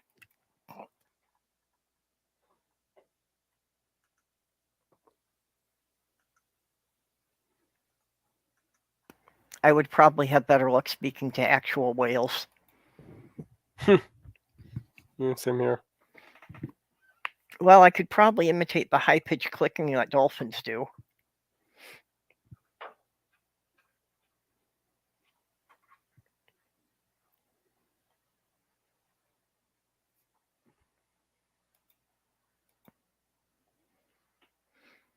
Yeah, well, it's not that Americans have crappy grammar, it's that from state to state we don't have a consistent grammar. We all butcher it in different ways. No, we do have standard grammar. There's just a whole bunch of fucking people who don't bother taking the time to learn it. Okay, and I don't care what part of the country. This isn't a slam on the South or New York or with all these weird accents. It's everybody in the United States just doesn't give a fuck about their proper English and grammar usage, and they don't even think spelling is important. Oh well, it's just a word. I don't. It's okay to spell it wrong. No, it's not. It's not. We went through 12 years of school, every one of us, to learn how to do this stuff correctly, and people just, well, I can't do that. Well, yes, you can. Yes. Well, to be honest, I still have a horrible time with spelling. Again, the rules aren't consistent. Then I can't speak with you anymore. Yeah. If you really saw something that I wrote without a spell checker, Peter, where are you from? Peter's down in Oz.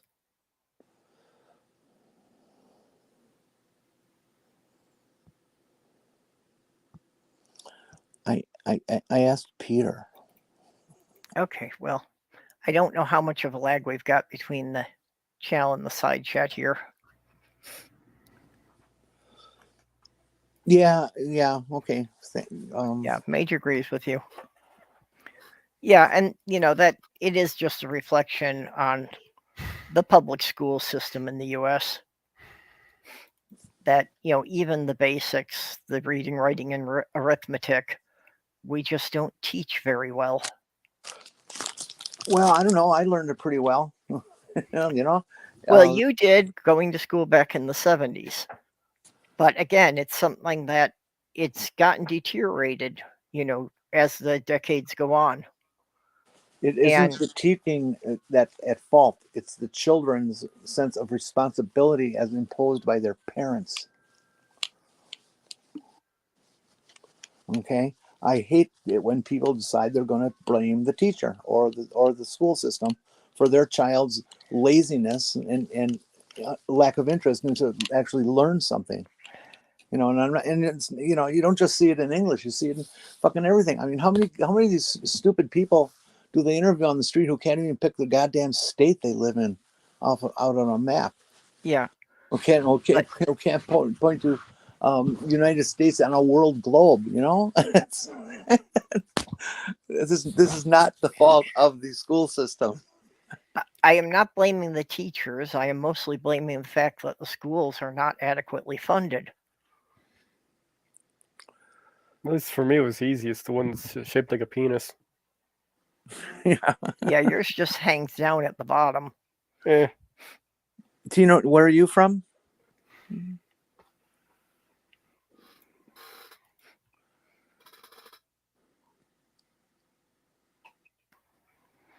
Yeah, well, I was actually the first generation that grew up on Sesame Street. So it was kind of a new thing that I knew my alphabet before I started kindergarten. I do too, Kitty. I wish I would have learned. Oh, yeah. Welsh, cool. My surname is Welsh. That's what I was told, anyways, when I was a kid. Something about a grandfather being born there or whatever. Yeah, I do wish that I had taken, been more serious about a second language when I was in high school. Something you could do if you really have an interest still in learning Welsh. Get a hold of Google Translate. I don't know if you have it or not. And if you type in words in Welsh, it will pronounce them for you. Yeah, that's available now. It wasn't available when I was trying to learn it in the 80s. Yeah, I understand that. I've tried picking up Spanish and Japanese, but nothing really stuck. Yeah. Well, the Welsh I've was also just taken- something that struck me because for one of my stories, one of the characters was supposed to be Welsh, so I was trying to make the character more authentic.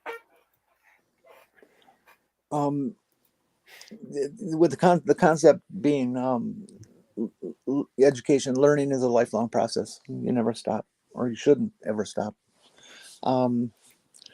I decided a couple of years ago that I was going to go on this campaign of confirming what I knew, because I noticed in speaking, many people would use a word that they thought meant something like this, but it actually meant something like that.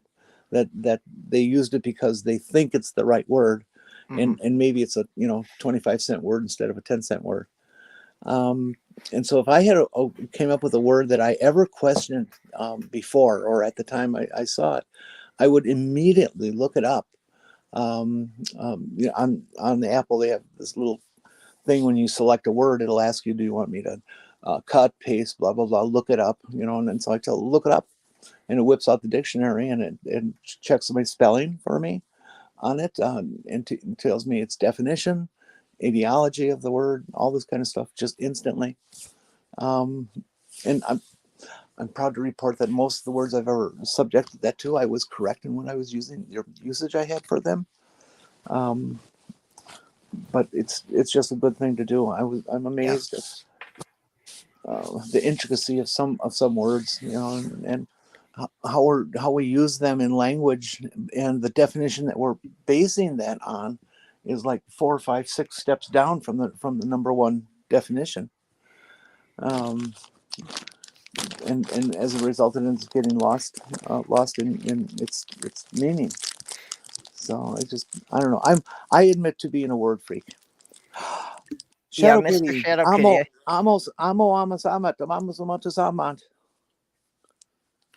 Yeah, I've learned just enough Latin to be able to work my way through paleontology. So yeah, I kind of know some of the scientific Latin, but that's about it. Then Is that true, if you give Tina? me the huh? I was just remarking to Tina. Is that true? I've never tried it on Welsh. I'd like to type the in Google Translate. Yeah, that town name that's 27 letters long, or what, 28, something like that. yeah.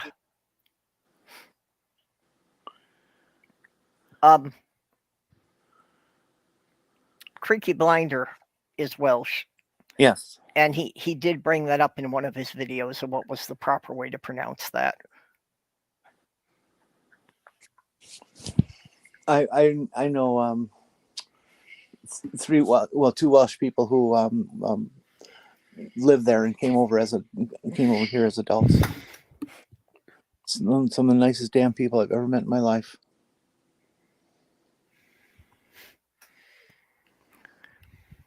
Yeah, Peter, exactly. Sarcastic Barman is also Welsh. Oh, is he? I didn't know that. Yeah, well, his pub is like right on the border of Wales and England. Oh, Kino Nito. He's another wonderfully lovely human being.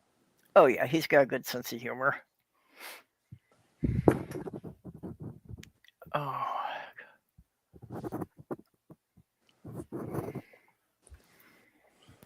There it is. 6 miles from it, huh? That's funny. See, and this is the main problem, if you only know English, of looking at Welsh, is all the spaces there that you've got like 4 or 5 consonants in a row without any vowels.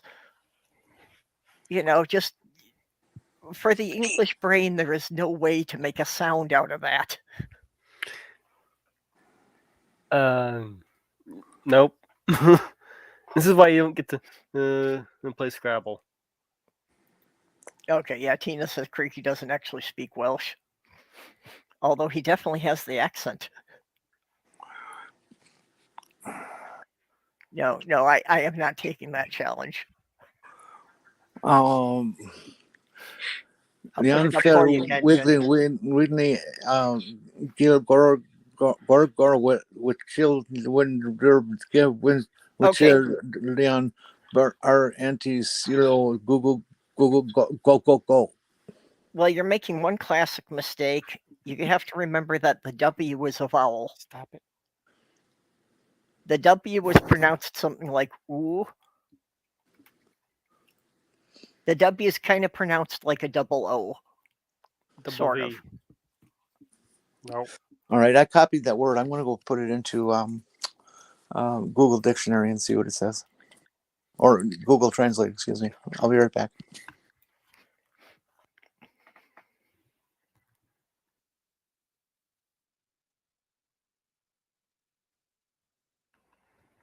Okay, Tina appreciates you trying.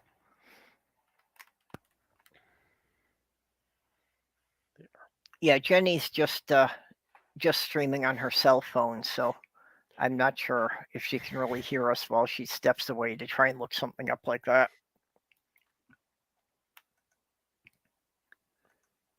Had to calm the doggo down a little bit. Oh. Yeah. She just get another burst of energy, or did she get startled by a noise, or what? Burst of energy. Ah. She was trying to do puppy chewing.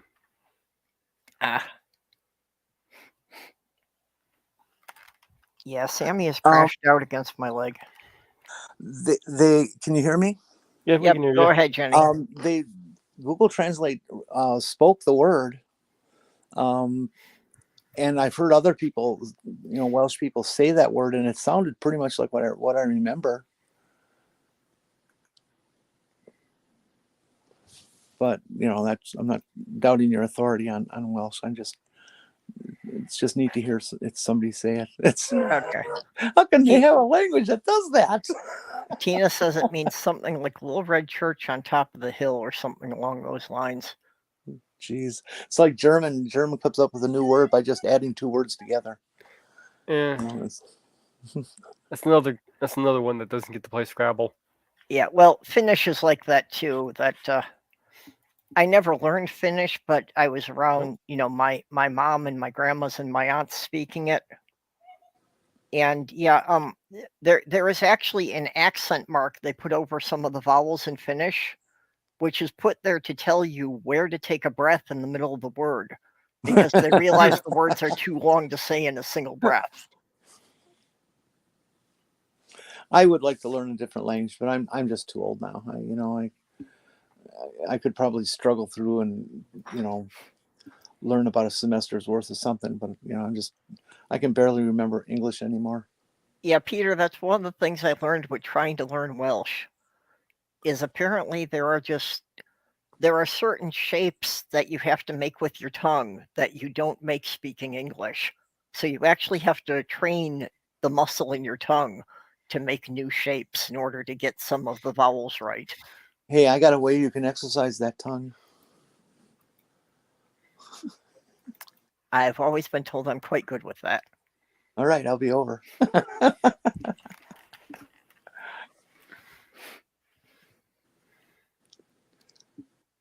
Yeah, language. I don't know why I've always been a language junkie. In high school, I used to wonder about words and where they came from and why they exist. I guess I obsessed over the word "the" for about a school year. Where did it come from? Why do you have it? What is its meaning? And just stupid things like that I would do with words. And Well, I can see that the word "the," you would think that if it didn't exist in the language, it really wouldn't seem to change much. oh, but it has. Doesn't "the" used to be the or no? I don't know. I'm not remembering anything I used to learn. Well, yeah, actually, as I understand it, "the" is it was like three different words kind of got composited together. "The" was one of them.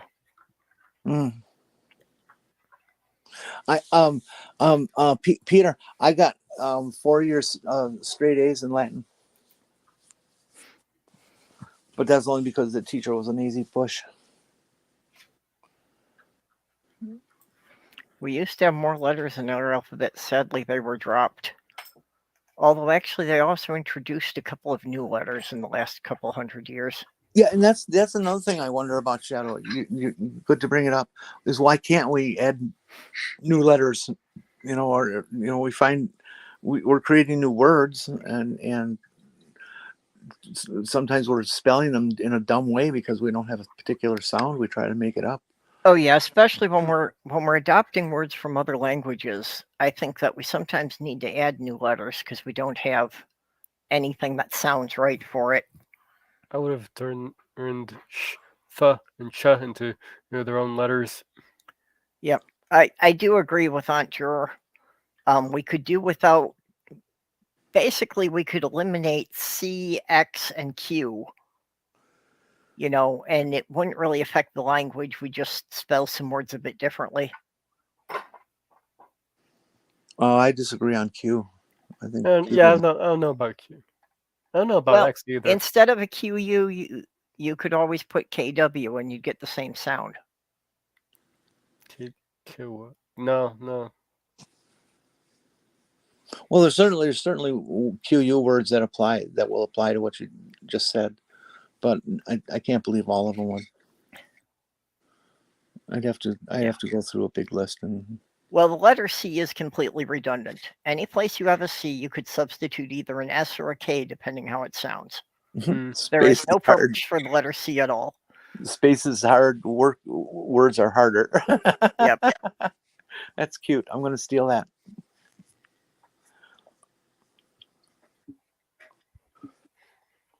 So, anyways, that's language is neat. I tried to teach myself German just through use when I spent all those decades in the German car business, and I was fairly successful. But I didn't learn conversational German. But I can tell you all about a Schiebenwischer. Actually, Tina, the letter J was only added to the English alphabet about 500 years ago. Or Schaulach Schemen. Which it's one of the things I keep questioning, that in the Bible there are so many names that begin with the letter J, but the letter didn't exist when that was written, or even when most of those were translated. Dog clutter tail. And that's another fascinating thing about our language, and not just Lincoln or English, but any language really. Where do names come from? How did they start? Why do we still use them? Why don't we create new ones? Yeah, but Peter in German, even I love you sounds like a threat. Sorry, Jenny. But no, yeah, okay. I'm also fascinated with where names come from. You look in some of these like baby books, and they this name, that name, that name, and this means that. And you ever read one that says something bad? No, because it was all made up by some jerk at Golden Books. It was.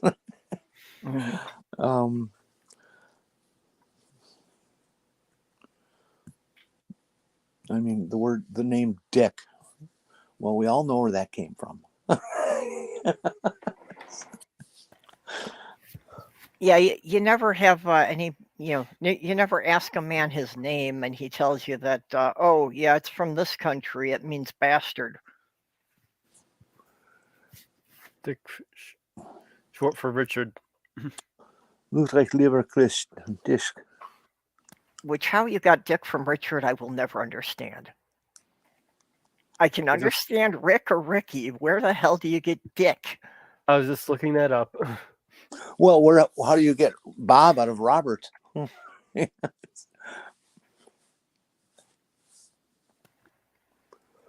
always thought Bob was a very funny name. Yep. I use it today as my standard gag line when somebody wants to name something. I just always say Bob, because it doesn't fit with for anything at all. So, Aunt Jure, you're telling us you can be racist in 4 languages?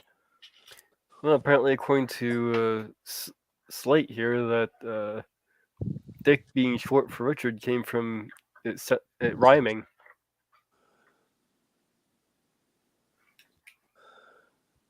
Kann ich deine Wünschen liken? Yeah, I guess that's I love you in German. Or one way of saying it. Apparently there are several ways, meaning different types of love.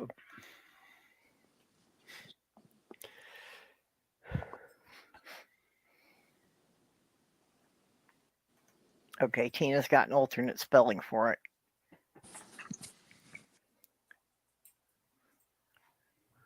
The extent of my foreign language skills is I can say I don't understand you in 7 languages. And in every case, I can butcher the grammar bad enough to really drive it home.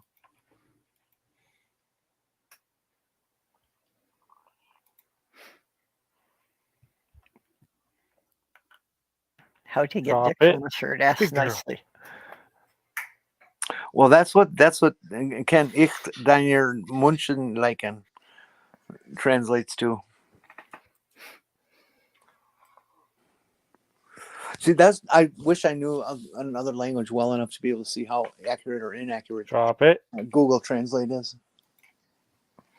I did check on that when I was picking my new name.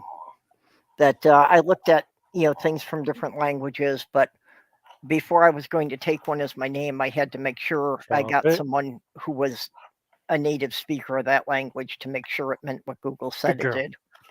And you're right, Google doesn't always get it right. Yeah, Some of the that's things for that sure. Google translated, people who learned it as their first language said that's not exactly what that means. Yeah, I've run into a few things on Google that were off. When I run into people who identify as from another country, maybe even they're occasionally using their language on Twitter, but mostly using English. I will, if I have a response to them, I will go to Google Translate and translate it over and paste the translation in their language, and then I always put in parentheses Google Translate, not me. Yeah. Yeah. Yeah, that's the smart way Yeah. to do it And, online. but they appreciate you. They seem to appreciate you making the effort. Yep. Yeah. I've done that before too. I Okay. remember one thing was I have my uncle married somebody from Thailand, and they were saying what this one word was in Thailand, and I looked it up on Google Translate, and Google Translate had it say something completely different. Okay, yeah, Tina, that is a phrase that I should learn in any language for any country I would go to. That would be very useful. So, yeah, you can bring your coffee in here. My late fiance said I made good coffee. I had to take her word for it. The one time I accidentally got her cups confused and sipped her coffee, she said I looked like I'd been poisoned. So I can deal with coffee, and I can even deal with the smell of it brewing. I just can't taste it. Yeah, I used to be where I liked the smell of coffee, but I didn't like the taste until I was in my mid-30s. I did get to learn, how to tell what was going to be a better coffee by the smell, just by, the smell of it before it got wet. So I got better at picking out coffees for her. The only coffee I've been liking is the Major Dick's Pete's coffee. Yeah, The and dark roast. what Peter's saying here, I've heard too many cases of people who got tattoos of Asian characters because they thought how pretty they were, or what they thought it meant, and too often it turned out that somebody just copied it off of a Chinese menu. Well, don't feel too bad. Apparently, the Japanese are doing the same thing with our words.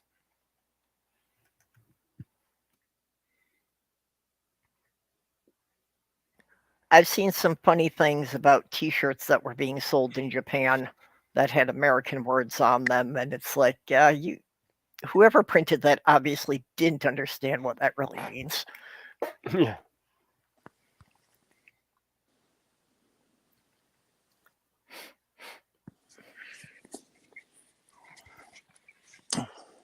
Yeah, Peter's with me. Yeah, I never got coffee either. Except that it is the most common drug in America. To the point that everybody expects you to use it every morning. What?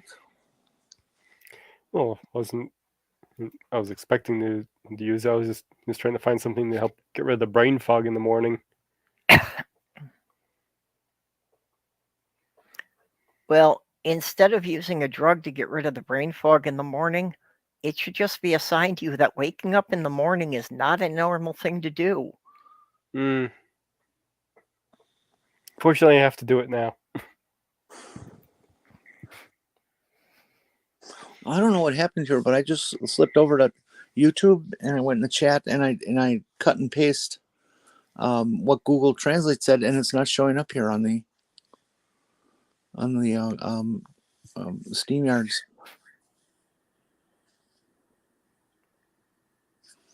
I'm gonna try again. Yeah, I'm not seeing it in the YouTube chat either.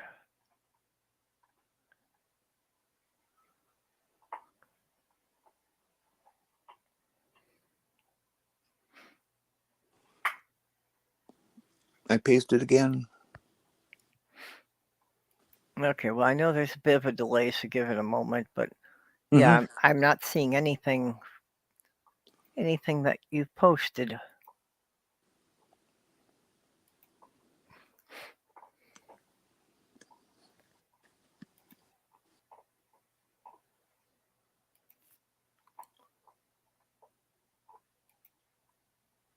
No, I don't like the smell of tobacco at all in any form. Let's see, Peter and Jura. Yeah, the first paste I made should have been between Peter's damn bitter crap and Aunt Jura's purple Cantel. Yeah, I didn't see it come up at all. What? What's offensive? What did I say this time?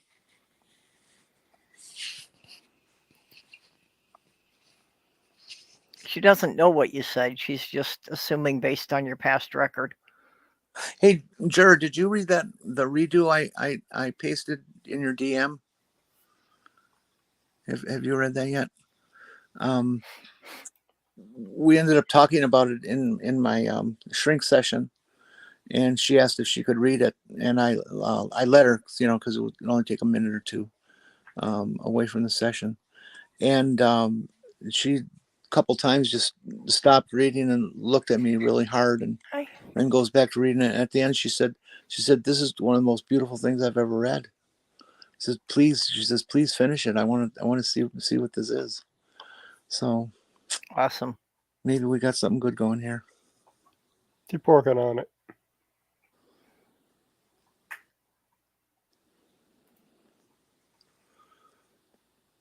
Yes, I do have a wrench.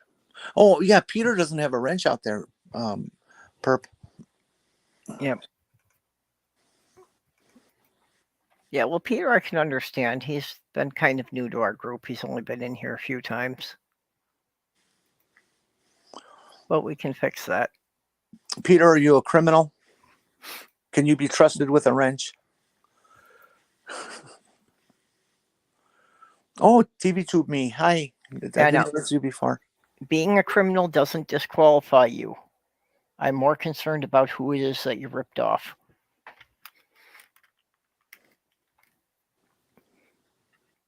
I make a real distinction between crimes against individual people and crimes that only affect large corporations.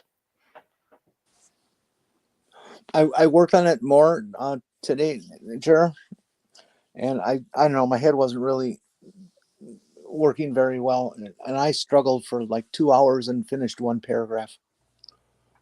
It's amazing how writing works sometimes. You people out there who are not necessarily writers, they say writing is really difficult sometimes, and I've talked to many other fellow writers who say this, that sometimes you'll sit down and the whole word or whole sentences and paragraphs are just flowing out of your fingertips onto the keyboard, and you like almost can't even type fast enough to keep up with your brain. Mhm. And then other times you Yep. sit there and you have to just focus and focus and focus until you start to bleed or just start to sweat blood. And then maybe you'll get a little something. And that's the kind of day I had today. Yeah, that's the problem I usually have is I've got all the stories in my head, but the actual process of getting them typed up in a form somebody else can see them seems very slow and laborious. I tried writing using voice to text, but it makes such massive errors sometimes that I can't even remember what the sentence was that I wrote. Yeah, same. Yeah. I've tried to use it, and it's like, okay, it gets words on a page, but then it takes me 5 times as long to edit it to be what I actually meant it to say. Mm-hmm. Mm-hmm. But I gotta get a computer with a real keyboard. I'm limited to my phone, and you can all laugh at me now. The young folks who can do 2 thumbs at a time on a phone and go like lightning. I'm a 1 finger typist on the phone. I can only do 1 character at a time. I can't even make my thumbs fit on it correctly. Yeah, well, it hasn't helped me that I only have 1 finger on my right hand that can still reach the keys. So my left hand, I'm still touch typing normally. My right hand has to cover all the keys on the right hand of the keyboard with 1 finger. Oh, Jen, my handwriting has gotten so bad. We're on the internet here, and it's like all of my communication stopped with longhand and turned to typing. Yeah. I don't know how long ago was it. Maybe starting with the internet, I guess, in 90, 94, 95, something like that. And I can barely sign my name correctly anymore. It's just, or legibly.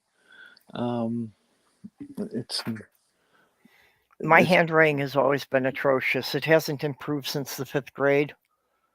And it really is so bad that if I write something and I put it in a drawer and I go to look at it a month later, half the time I can't read what I wrote.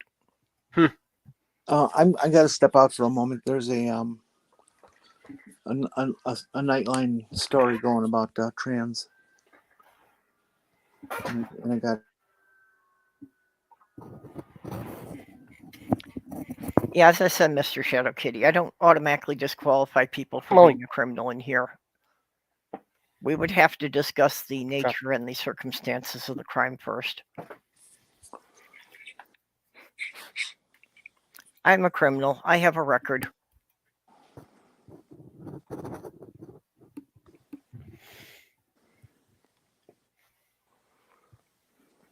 $30 ago, I wrote a bunch of bad checks.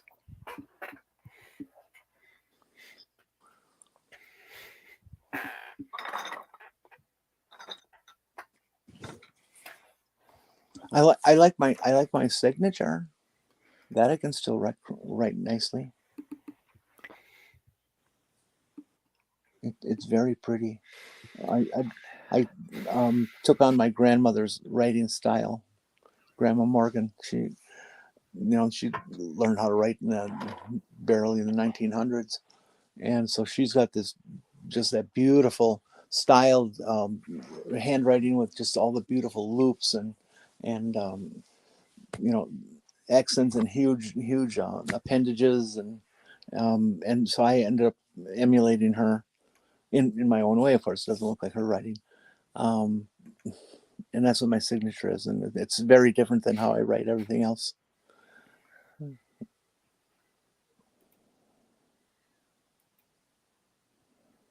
Stealing fruit from state or national parks. No.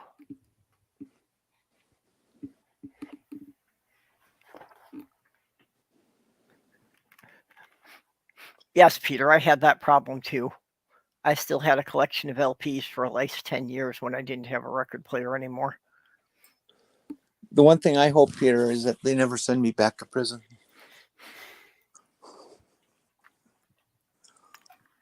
You're in prison? Well, no, she had really big tits, but the appendage was on her signature. Mm. You know, little flary things and swoops and curls and John Hancock sort of stuff. Okay, Molly, if you don't settle down, I'm going to have to put the baby cage up. Oh, why?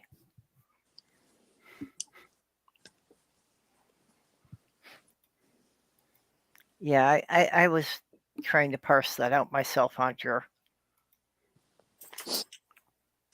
Jenny, the part about the huge appendage, you've confused us. Yeah, it was strictly about her signature. I miss her.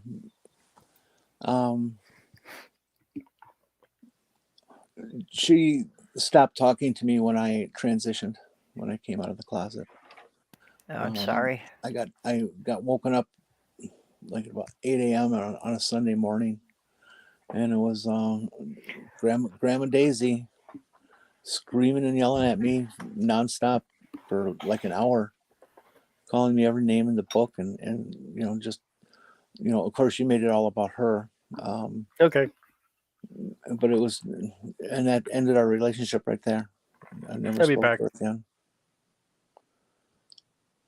It was, and I miss her. She was.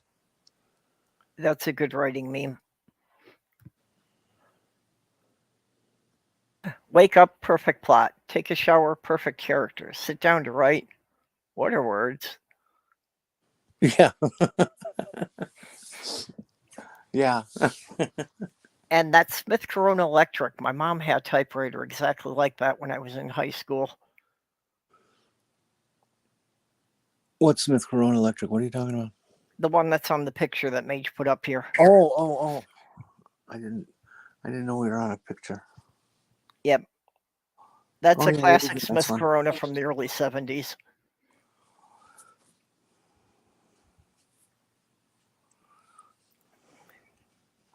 What are words? I learned how to type first with like two to four fingers on what was that again?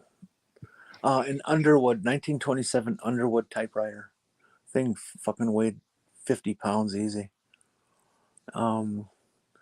But it being so old and mechanical, you really had to slam down hard on the keys to make it work. And then all of a sudden, I was pretty crappy at typing. I never learned how to touch type, and never had a class for it or anything like that. So, and then at our crisis intervention hotline, we got some TTY machines, teletype for the deaf, and those were electromechanical. We had IBM Selectric typewriters out in the offices, with a little ball and stuff like that, and a light touch and things. But these things were electrically driven, but you still had to push fairly hard on the keys to make them work. And that keyboard was such an improvement over the 1927 Underwood that I like quadrupled my typing speed. So now I'm up to like 25 words maybe. Yeah. In a minute. I got one semester typing when I was in junior high. And when I was in high school, I kept signing up for a typing course. And my guidance counselor kept taking it off of my schedule. And he said, "What does a boy need typing for? That's a girl's course. And if I ever find this man, I will strangle him with a keyboard cable." So my typing was pretty much self-taught. Yeah. If you're ever doing rummage sailing and you run into one of the ancient full manual typewriters, like from the 20s and 30s and teens, buy it. Because there are people who are collecting those nowadays and paying huge money for some of them. I don't know which ones to tell you are valuable, but I got the feeling that all of them are really worth something to these collectors. Electrics as well, but not as much as some of the ancient manuals. And I was so mad. My dad threw out this Underwood after my mom died. She knew how to type quite well, and he didn't know how to even write. So Hey, Stephanie. typewriter meant nothing to him, and he threw it out. And it was like, God damn it! I would love to have had that thing. Okay, Peter, do you know why everyone always learns to type that sentence? I do. Go ahead, Jenny. Because it has every letter in the alphabet. Yeah, it's the shortest coherent sentence in English that has every letter of the alphabet.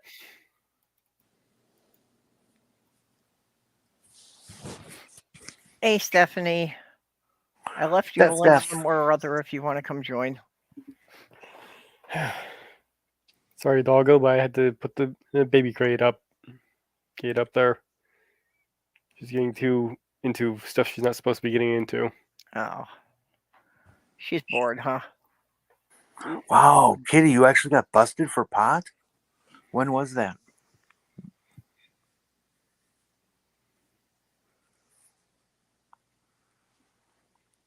What's the other one that are used for repetitive typing practice? Something with a cow, if I recall.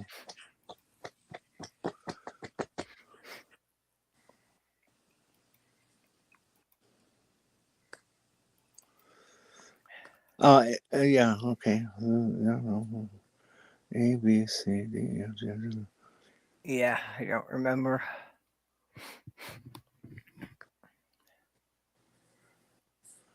But yeah, I got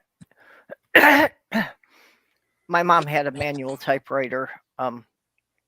It was when I was like 9 or 10 years old that as a Christmas present, we all pooled our money together and bought her first electric typewriter. Aww. So yeah, I had played with doing the hunt and peck on her manual one. I didn't learn to, actually type with all my fingers on that. I typed, maybe 15 or 20 college papers on that thing. Or type so fast the keys get stuck. Yeah, well, that's more a timing issue than speed. Yeah, I guess it is. Yeah, speed. but that is why we've got the screwed up keyboard that we have. Was because on the manual typewriters, they needed to slow the typist down because the machines kept jamming up. If you look, you can still see sections of the typewriter where you can see it.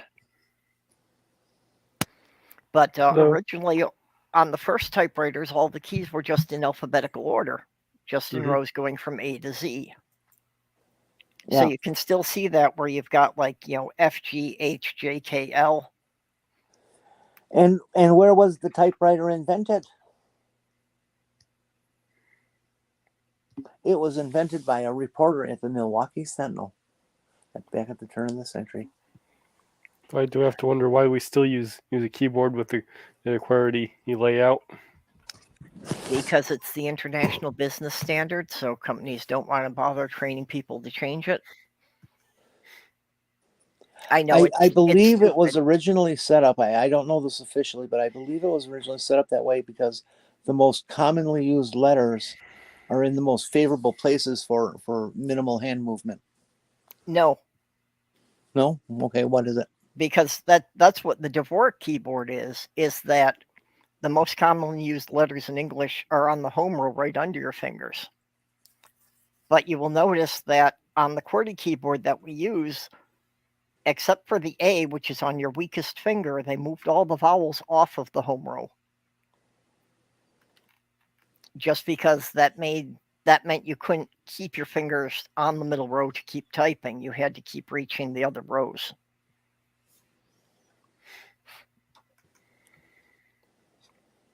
But yeah, the Dvorak keyboard layout is based on the frequency of letter usage to minimize the amount of finger space the distance that your fingers have to move to type a paragraph.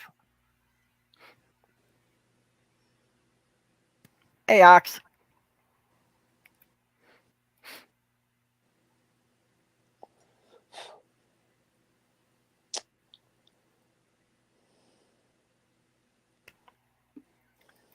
But yeah, actually, when I had my Commodore 64, I had reprogrammed it for the Dvorak keyboard.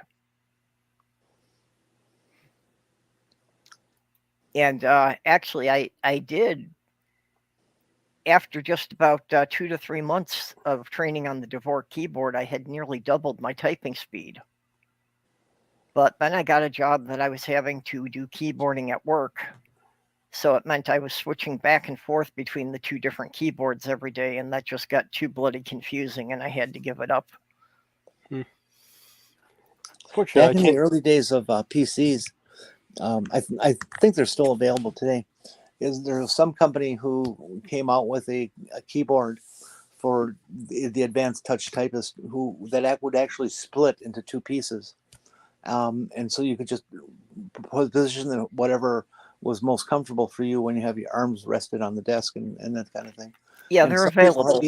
Some people even had them installed on the sides of their chair, so that they could have their arm on the armrest and their fingers just hanging over the sides and just typing that way.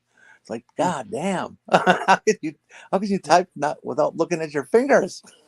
Yeah, I can't really bend my fingers, keep my fingers bent for the regular typing position anymore.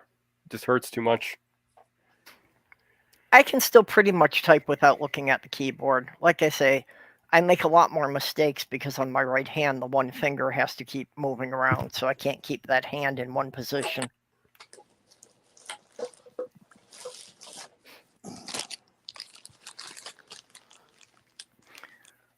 So, Steph, how you been doing? I saw you made a couple of quite emotional videos in the last couple of days. Nothing but an emotional wreck. What were they about? The usual Republican crap? The bullshit laws being pushed through. Yeah.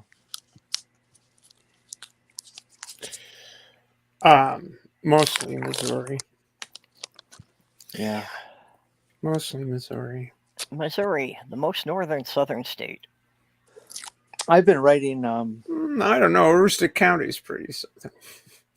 I've been writing hate mail to some of these legislators in various states that are proposing all this shit. You know. Yeah. Giving them the blood on your hands kind of rap, and these people are just so stupid. They're just so stupid. They can't really begin to understand what they're doing, the ramifications of what they're doing. At this point, you're just giving him tinder to start a fire with. Yeah. Yeah, it's emotional, but it's it's factual. I mean, there's no two ways about it. You can get emotional about it, but it's factual. Well, and you need to get emotional about it because you need to get the message to people that, yeah, this is something that is really hurting people. Thought I was pretty steady on course in my delivery, but it's like, no, this is for real. It's not a laughing matter. I mean, if you're gonna have an emotion, you got to be angry. What can we do? Don't vote these people into office. Do something different. You can tell me that you didn't vote for them, but that doesn't really help. Somebody did. Yeah. Even tell if you your didn't friends, vote for 'em. don't do that. Yeah. Did you talk to anyone else you know about voting for them? Yeah.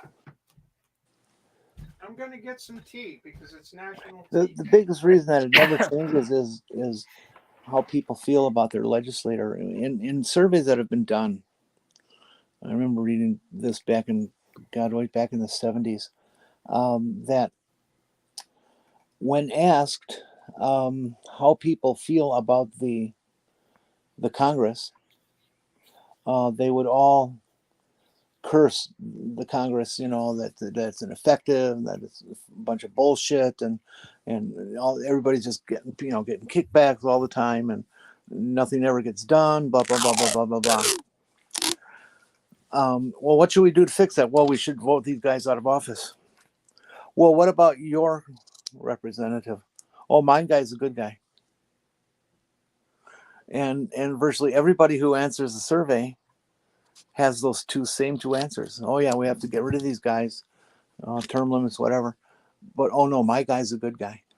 And it's like, Yeah.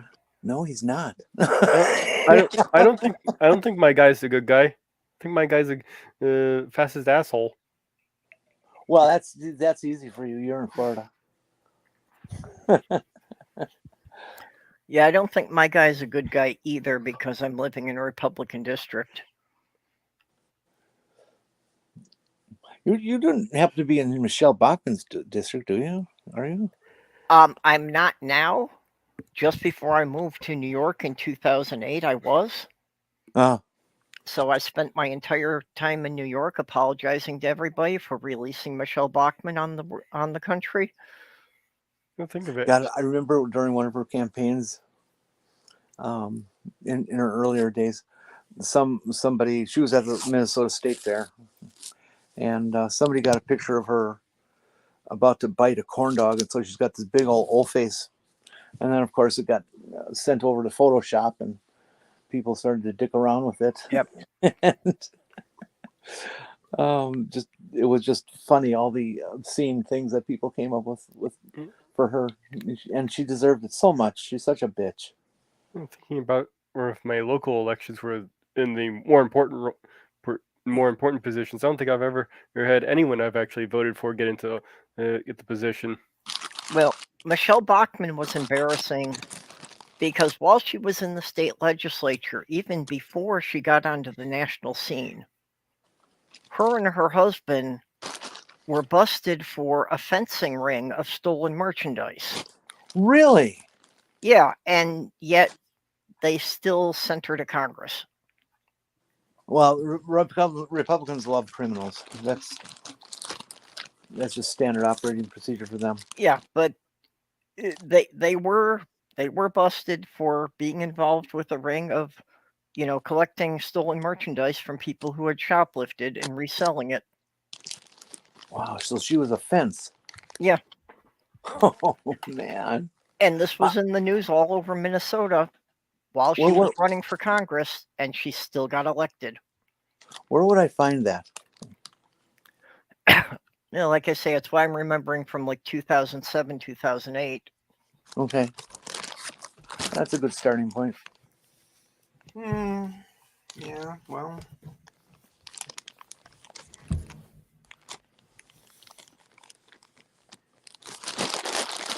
So what kind of tea did you get?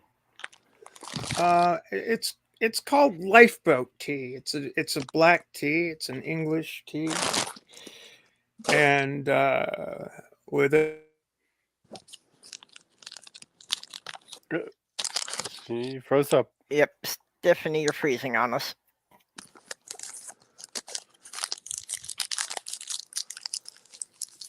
While we're waiting for that, I came across the thing how to make your own black tea from Camellia sinensis plant.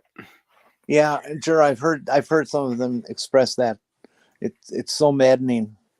They have such elemental, childish, just regressive knowledge about biology and psychology. They just have no clue what the dynamics are of this. It's nobody chooses to have the most difficult life you could possibly have on Earth. That's where the whole trending thing makes even less sense. Yeah. At any rate, the black tea. You start by picking off some of the largest major leaves used toward the top of the stem. You roll the leaves between your hands and crush them until the leaves turn darken and turn red. Spread the leaves out on a tray and leave them in a cool location for 2 to 3 days. Some say oxidation takes place best in an environment and that is somewhat warm and not too dry. Experiment around. And dry the leaves in the oven at 250 degrees Fahrenheit for about 20 minutes, and then store in an airtight container. Yeah, as I understand it, the only real difference between the white, the green, and the black tea is what stage the leaves are when you pick them. It's the oxidization, mostly. Huh? Well, is that just the processing after you've picked them then? No, what was that word Yeah. again? Oxidation. Oh. I'm sorry, I missed part of it. I thought you just said disation. I'm going, what the fuck's disation? Oxidation.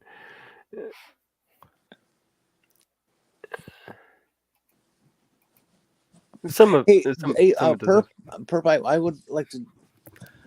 I would like you and I to hold a vote and see how it comes out. I would like to name Mage a honorary trans person.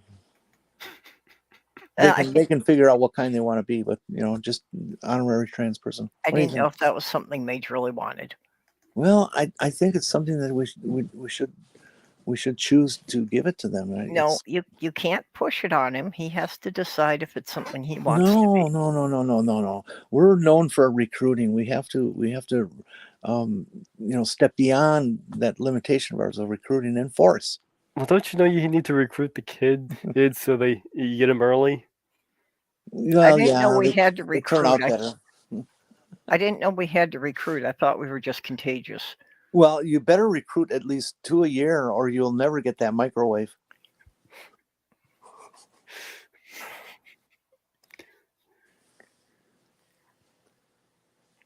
Where does that come from? Anybody know?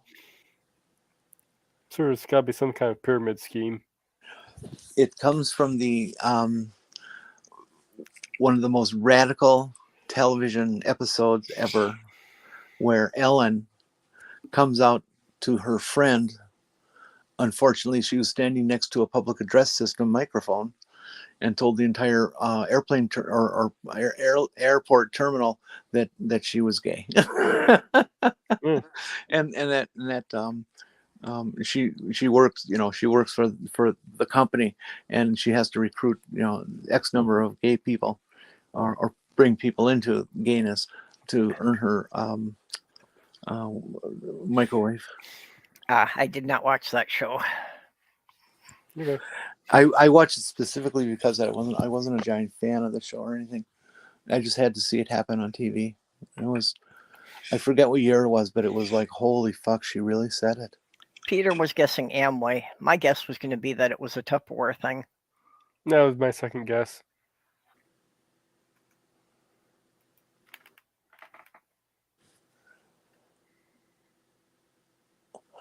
Am I missing half of the conversation here? Possibly. Or I don't know. Do you have it set to live chat? Yeah. No, I can't get. Oh, that's right. Yeah, if I go on there and then you can't hear me, I can hear you. Let me see here.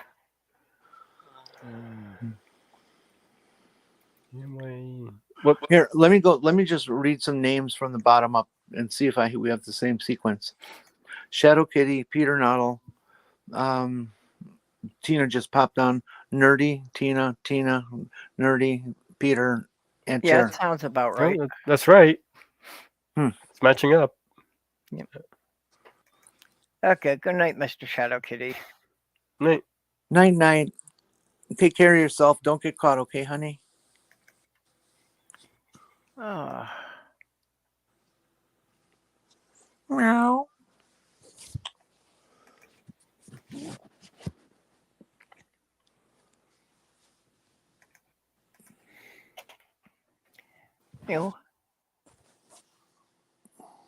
Ow. Terry talking to Sammy.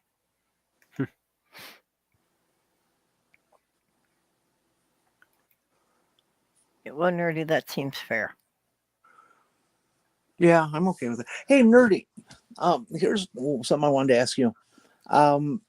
everybody's all up, and hyped up about this Chat GPT and the other AI generators and stuff that are out there right now. How do those, in your opinion, how do those stand up to the artwork that you do on the computer, as that motion stuff where you just keep diving deeper and deeper into the image? Or is that a part of a type of AI as well? There, Well, you can use what I got out there as a comparison. These are all AI generated. oh, hold on, I gotta. What's AI generated? My images, my Oh, wolf, Oh, You mean okay. your- my image wolf, and all that. Yep. Both these are AI generated.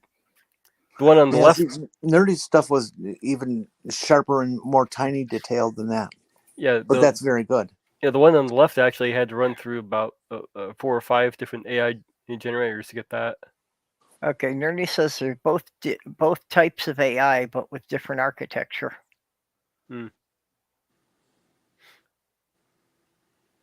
I've been listening to people discuss this AI more and more regarding the discussion being, is this art? And I think I've come down to, yes, it is art. Yeah.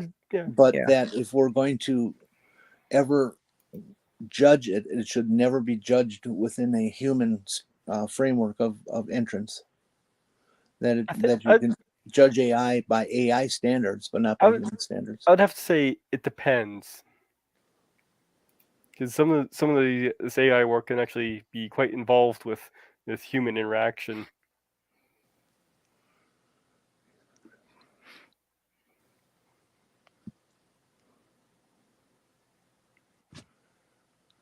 Yeah, Nerdy, you're already talking over my head here. I think I get what you're referring to. I get the part of the language predicting the next token. When you say transformer architecture, is that similar to page outs in Unix?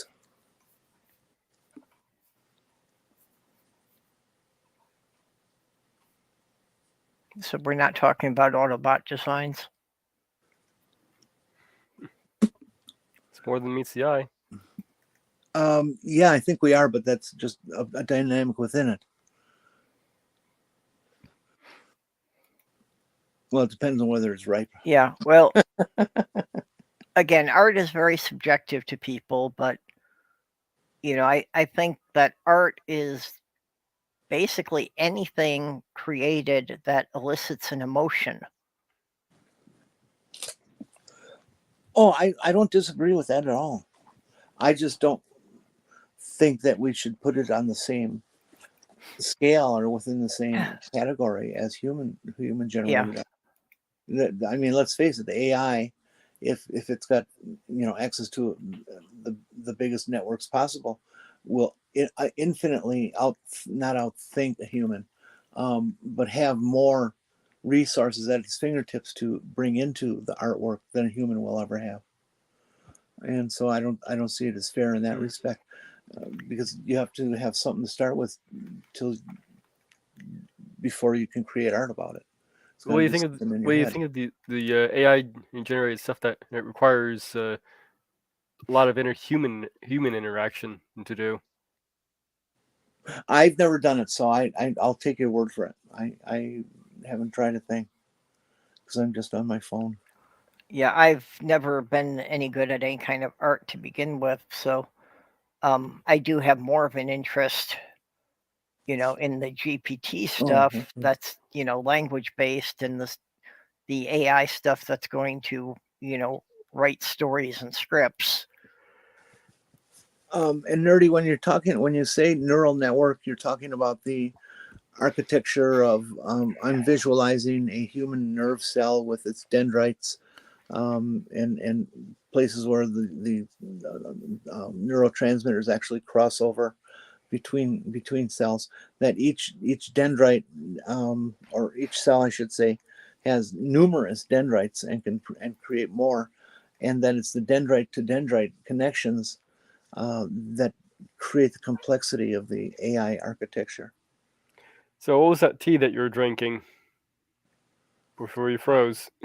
Before the shit hit the fan or the tea hit the floor, whatever it is. Yeah, all we Yeah. heard was that was a type of black tea, and Yeah, that's what it was. it's an English black tea called lifeboat tea, and it's the Royal whatever. It's the British equivalent of the Coast Guard, which is in Britain apparently a volunteer organization. yes. Gets 2p for every time you buy a box.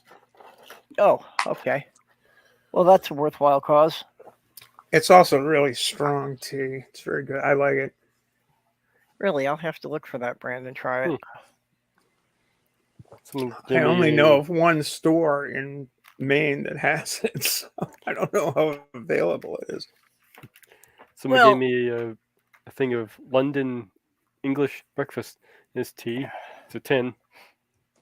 I was more thinking that I'll probably have to look it up on Amazon, see if I can buy it online.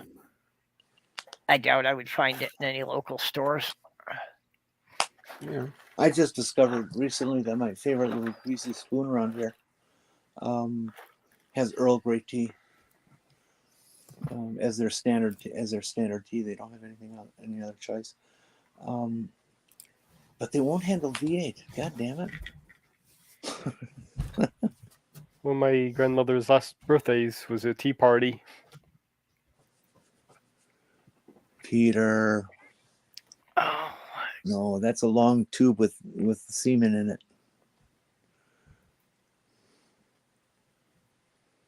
You know, submarine. yeah. What goes in long and stiff and comes out short and sticky? What? Chewing gum. Okay. Oh. Get your mind out of the gutter. When is it? It not in the gutter. Hey, did any of you get a load of Robert F. Kennedy is going to try for the Democratic nomination? God. Yeah, I heard that. I so wish he wasn't At doing the- that. At the urging of what's his nuts?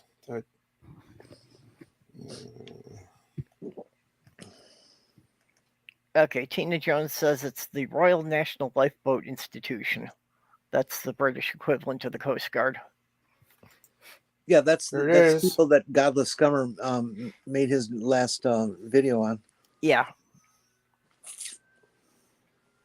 Yeah, that Okay. apparently they're running afoul of the government because they keep going and rescuing people who are Actually trying to cross rescuing the in- people, yeah, Yeah. what a shame that is. They're trying to rescue people who are crossing the English Channel in boats that aren't designed to be out at sea. Yeah, there's a link to some of the lifeboat tea right there There it is. for Amazon. Single estate, pure Kenyan tea, full flavored and deliciously refreshing. It's strong tea. It's very good. I might have to try some of this. Well, that's when you said it's strong tea. That's what makes me interested in trying it because, yeah, most of the stuff I find is pretty weak. No, this is the tea they give you when you get when they rescue you off the Yeah. out of the English Channel or the North Sea. What is this standardized tea that the British use for all their little afternoon teas and stuff like that?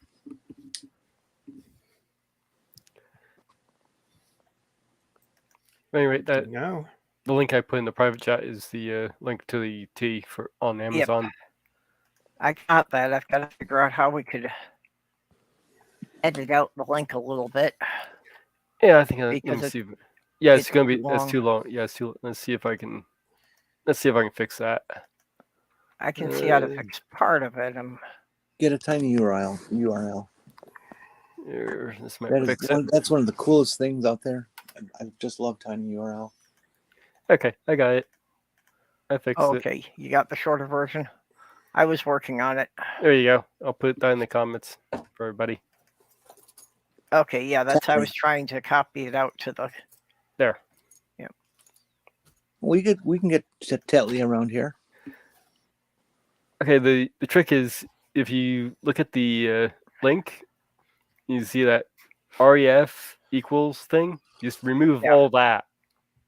You'll get the regular link. Okay, I wasn't sure on that link how far back I could go.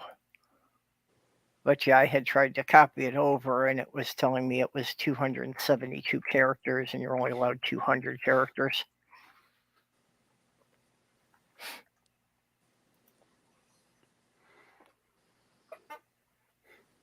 That's the cheapest I can find it so far.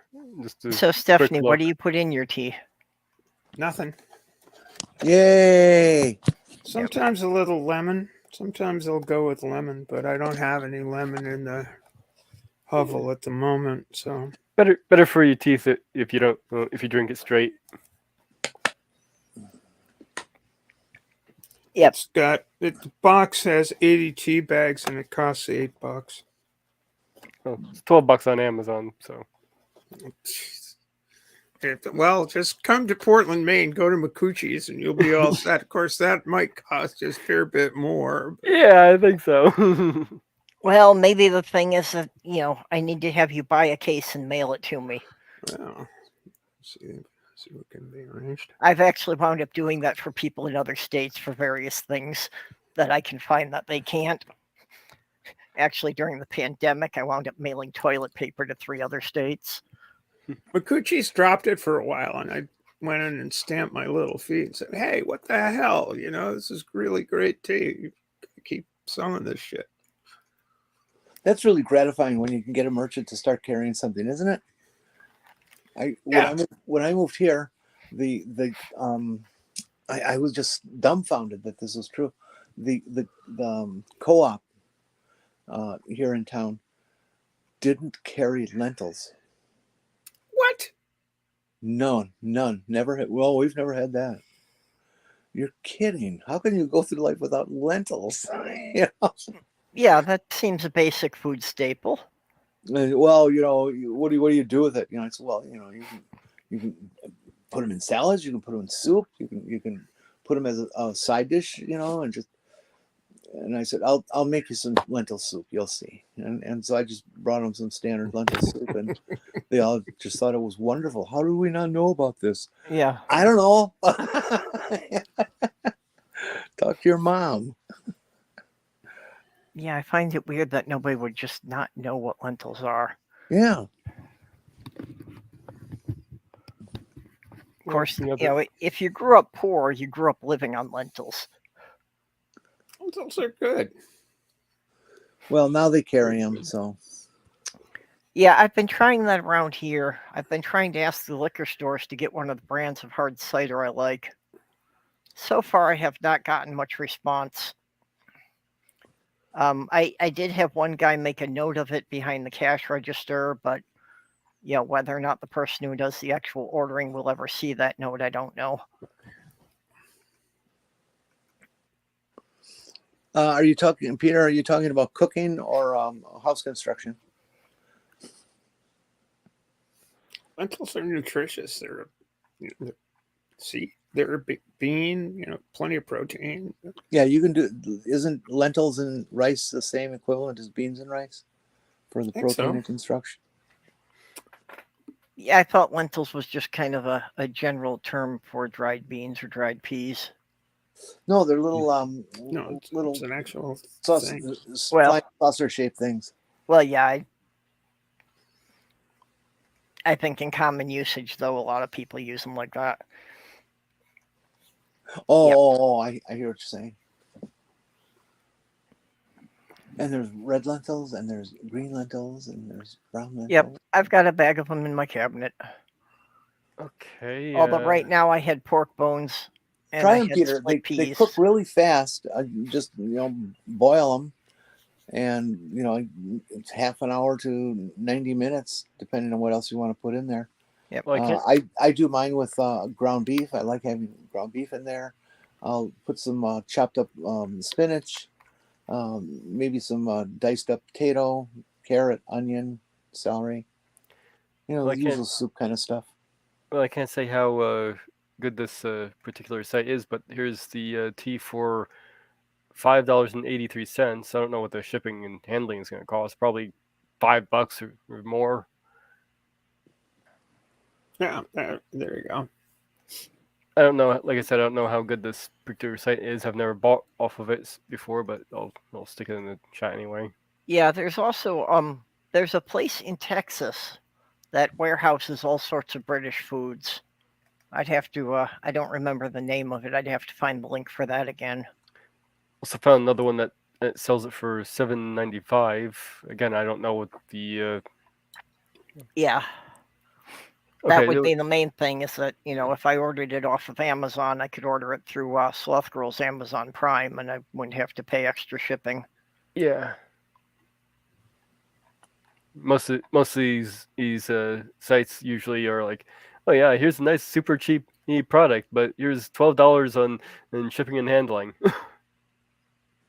Yep, run into that all the time. Hey, have any of you ever done buying? On Twitter, every once in a while they come up with these ads for, I don't know, all sorts of weird stuff, from women's fashions to drones, or just general stuff, and you go into them, and they're these. All the ads look the same, so they must be coming from the same home company. And some of the stuff is really reasonable, very reasonably priced for what you're getting. But are you really getting it? Is it a scam or? Some of them are scams. Some of them are places that, are just like, buying up closeouts from companies and trying to resell them. Yeah.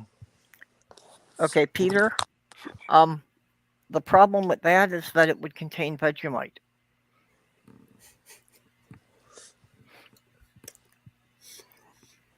Not a big Vegemite fan. Vegemite is basically vegan spam.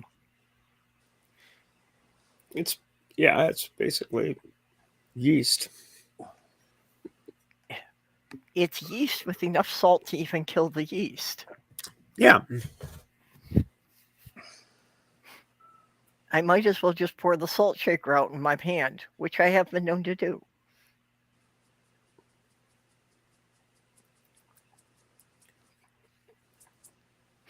I learned. I figured out a real cheapy item for dinner. Oh.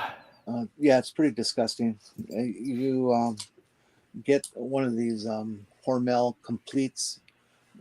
They're this little small serving of chicken Alfredo or beef stew or spaghetti. There are a lot of different choices. And I take the chicken Alfredo one, and then I do up ramen noodles without the seasoning, and use those noodles to mix in with this Hormel stuff, because they put in all this shitload of sauce but hardly any meat or pasta, which is how they make money. But when you add those 35 cents worth of ramen noodles, it completely changes the dish volumetrically, and it becomes the actual full dinner kind of thing. Yeah, actually something I used to eat regularly when I was on a very tight budget was just get a can of the Dinty Moore beef stew and just pour that over a big plate of rice. Yeah. Actually, sounds good. It was pretty good. I just bought a Dinty Moore for that purpose. Yep. I do my rice in a microwave. Me too. Just your minute rice, kind of stuff. I don't use minute rice. I do regular rice in a microwave. Really? Yeah. How do you do that? Well, you just put in a big plastic container that's got some kind of a vented lid. And the normal thing of, twice as much water as you do the rice. Usually I measure the water in first, and then I put a little bit of butter in there, and I put in some chicken bouillon for flavoring, and I heat up the water for like 2 minutes, mostly to make it hot enough to melt the butter, and then you stir the rice into it, and then you put it in the microwave for 15 minutes, and then you let it sit for 5 minutes before you take the lid off, and then you're good. Is that like with brown rice or jasmine or what kind of rice? Just regular white rice. But Yeah, I like doing it that way because, the microwave shuts it off when it's done, so I don't have to worry about if I don't hear the timer or if I don't get up in time to shut it off. Mm. It can't get overcooked. And how long do you cook? Let's see, you say you do a cup of dry. I do like 3 cups of water to a cup and a half of rice, and I leave it in the microwave for 15 minutes. On high. Yeah, maximum power for 15 minutes. Okay. I just use my rice cooker. I should try that. Yeah, but then you got to have a separate appliance in the kitchen, and it's a matter of how much cabinet space do I have for things like that. Yeah, and who can afford that kind of stuff? Rice I cookers aren't that I was expensive. shocked. I must be living in a cave or something. I was watching America's Test Kitchen, and they do product and testing and all this stuff. The best choice paring knife or coffee grinder or whatever. They were doing toasters, and they had a range of toaster prices from $36 to $289 for a toaster. Yeah, I've seen those $200 toasters, and it's like they all have the same mechanism. At most you may get something that's got a digital display on it, but it all works the same. I had heard there's a company out there that you can actually design your own toasting elements to burn any pattern you want on the bread. That they'll make a toaster with the elements shaped however you want them. Could you say that again? I'm sorry, I missed it. Basically, you can send them a pencil sketch, and they will build you a toaster with the elements shaped based on what you sketched. Oh, So it will burn any design you want into the toast. oh, that's how we get Jesus out of a toaster. Yeah, so if you want your toast with Yeah, that's Jesus' pretty face good. every morning, you can get it. Or Moses, or maybe Joseph, or David get Koresh. any. Yeah, David Koresh. Yeah. Okay, right, Well, Well, considering how he died, I I thought a know, toaster that's would be what I'm saying. appropriate. Joan of Hey, Arc. How about Joan of Arc? We'll go with But damn it, I don't want the European Jesus. I want the authentic one with an afro. Jeez. well, actually, he probably wouldn't have had an afro either, but No, but he Well, definitely would have been dark skinned with a much Yeah. coarser hair texture. well, it looks like the rice cooker I got is being sold currently for about $30. I bought Cyrus a rice cooker years ago. He said he's still using it. Yeah, it has a nice little steaming top on it too, so I can actually steam up some vegetables on it. Are Yeah. rice cookers a timed process, or you have to watch them? No, it's automatic. It self times. yeah. It's very easy. How does it know? It has a weight measuring thing. So it has like a pressure thing on the bottom. So Yeah, I just a specialized appliance has to be something that I will use frequently to merit the space in my kitchen. If I had a dedicated rice cooker, I would have rice much more often. Yeah, well, like But I if I said, was I just- found it so easy to do in the microwave that basically I always have a bowl of rice in the fridge. Yeah, now that I hear that, maybe I'll. though I do Swap cook the I do cook pasta in the microwave. I have actually I have a pasta belt for cooking in the microwave specifically. Yeah. Pretty nice. I've never been a big fan of pasta. And I've also done where I mixed pasta and rice together with You meat. do pasta in a microwave? Turns out really good. How do you do that?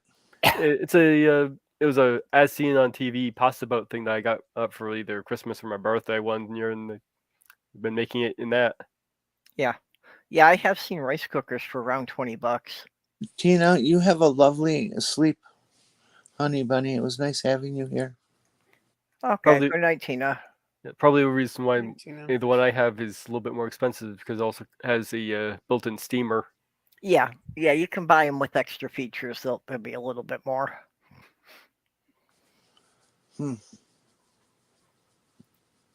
Yeah, Peter, that's why I was saying that. Yeah, I don't have room in my kitchen for extra stuff. My kitchen's too cluttered as it is. I gotta get rid of a bunch of stuff. I will mention in the toaster industry's defense, the best toaster that America's Test Kitchen found was I forget the name now, but it was a $46 toaster. I just like my toaster oven. Yeah, I have been looking at buying a larger slow cooker because it seems I keep making things that grow a little too big to fit in it in the one I have. So the one I've been looking at has a top for it that you can use it as a slow cooker or as an air fryer. So I've been thinking of getting that one. Mm-hmm. Although it has kind of mixed reviews.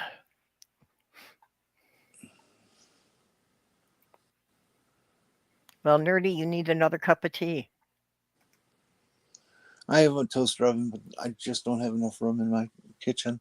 Yeah. Too small. Well, I don't have a regular toaster. I just have the toaster oven. Yeah, same here.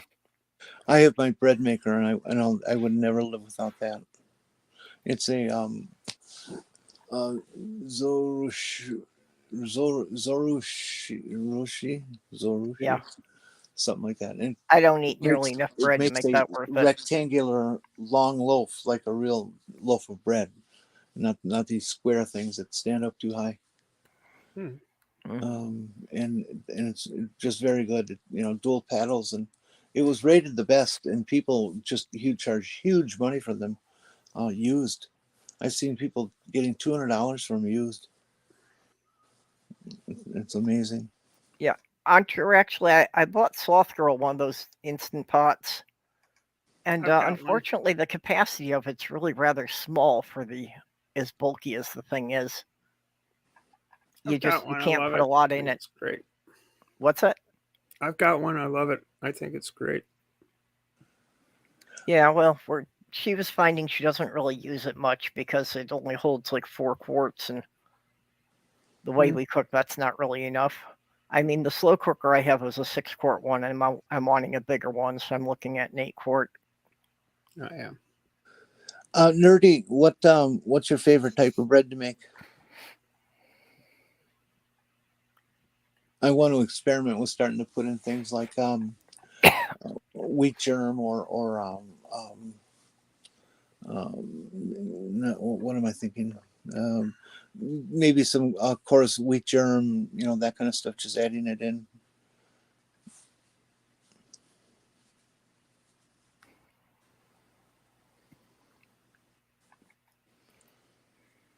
Broccoli flavored rice, is that an issue? No, I'm wondering if that's actually an issue with the steamer basket she's got, that, does like the smell of the broccoli get into it and that winds up being in everything else you cook in it then? I know with some things that happens, that you can't get the smell out of the plastic. Yeah. But yeah, like when I do things in the slow cooker, I like to do big batches, and then I put it in containers and we freeze part of it, and I can, take it out a couple of weeks or a month later, so I don't have to eat it all at once. I learned something recently for food storage. I like to make stuff in batches and then freeze it, so I can whip it out in single serving things and nuke it up for a few minutes and go eat. On Amazon, you can get these restaurant quality number 5 plastic things with a snap lid, like a takeout from restaurant. Yeah, takeout containers. And you can get them like 100 of them for $39, $40, something like that. Yeah, they come to less than 50 cents a piece. Yeah, and you can get them like 1 quart size, 1.5 quart, divided. Yep. Or all one. They're amazingly cheap. I would like to get some. Well, that's what I do, but I reuse the takeout containers that we had from restaurants. Yeah, I do too. But that means you got to spend an awful lot to get a stupid little dish. Well, yeah, but our standard containers are the ones that come from the gyros place. Basically, whenever I go to pick up Sloth Girl's son, I have to stop at the gyros place because the only decent one is like 65 miles away. So it's like once a month when I pick him up that we get that. There you go.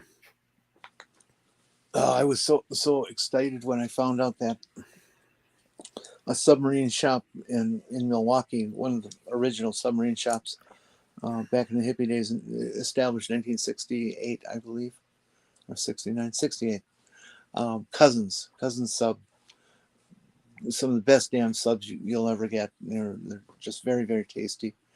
Yep. Well, they opened a place here up here in Eau Claire, which is 100 miles from here, so it's not like I'm going to go hit there every week or anything. But if I'm up in the neck of the woods, I can get good Milwaukee food. Yeah, Sloth Girl goes on about the Cousins sub because they had one in Kenosha. Oh, okay, yeah, she would certainly know. Yeah, they are wonderful. Their bread is spectacular. Okay, Peter asked what's the difference between broccoli and snot? Broccoli's bigger. You can't get kids to eat broccoli. You can get kids. No, he said it was can't. He just missed a keystroke there. Okay. It's cauliflower from hell, huh? I love broccoli. Actually, broccoli and cauliflower are the same species of plant. I sadly can't have it because of my warfarin. Oh.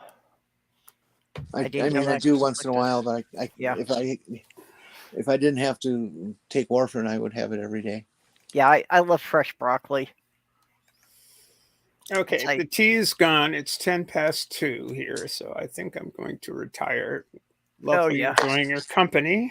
Well, it is past 1 o'clock here. I should really shut down for the night myself. We have been going for over 3 hours. Yeah, Steph, it was lovely seeing you. I don't get to see you nearly enough. Okay, Steph, let's do some. Do you have any upcoming appearances you want to plug?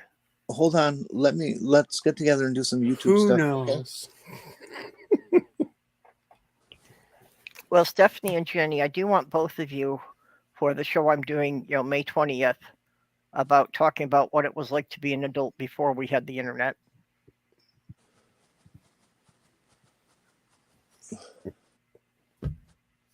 Yeah, I've been trying to write down all my prank phone calls that we usually did. We could talk about them for a while.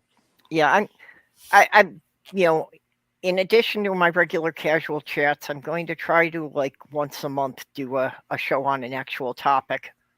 Get a panel together and actually try to stay on topic for an hour for something. So that's what I'm going to start with this year. Potatoes. Very doable. If everybody knows the topic ahead of time. Right. That's if we plan it out, so at least a couple weeks in advance, everybody knows what we're going to talk about. Trying to throw together maybe a panel to do something on semiotics. Signaling and all of that stuff. Oh, you mean the semaphore flags? No, semiotics, the nature of signs, the Umberto Eco type semiotics, like the use of symbols and what they mean to people. And okay. That, so I'm thinking about trying to pull something together along those lines. Maybe, I don't know, next week or week after. I don't know. I've been talking to a couple of people about it, and I don't know what else is coming up. And if something strikes a nerve, like the thing that struck a nerve this morning was the story of this poor kid in Missouri who's a high school senior, got, accepted to art school, scholarships and everything, made the plans and all of this stuff. And the attorney general comes up and says, Hey, Mark. Oh, I'm sorry. So that's what struck me this morning. And then, I'll do a quick 3-minute video. Actually, it was that one. I spent some time editing. So it wound up being like 3 minutes. And then what happens around 1:30, 2 o'clock? The Congress gets no trans kids can play sports anymore through the House. So that was that was today. So if something else pops up, I might pop off on it. But Hey, Mark, I don't know if you're into gardening or anything like that, but you can grow broccoli really easy. It is so simple of a thing to grow. And then if you do like a row of it, and then 2 weeks later you plant a new row, and then 2 weeks after that another row, you can rotate the crop and have it for a month or two, and have enough to freeze and all that kind of stuff. So you can, and it won't cost anywhere near $9 a kilo. Yeah, it does. It does seem to cycle in and out of season a lot. Succession planting there. Oh, it has an official name? Yeah, where you plant one crop, and then a week later or so you plant the same crop. And so once you have your first crop up ready, you'll have your next crop up ready in a little bit later. Mm-hmm. Yeah, except I knew there was a term for it. I didn't know what it was. Like broccoli doesn't like hot sun weather. Yeah, that is a bit of a problem. It's more of a shade-loving plant. No, it's not so much shade-loving. It's just cool weather plant. Yeah. Most of cruciferous are real cold-loving, aren't they? Yeah, the brassicas tend to prefer cooler weather.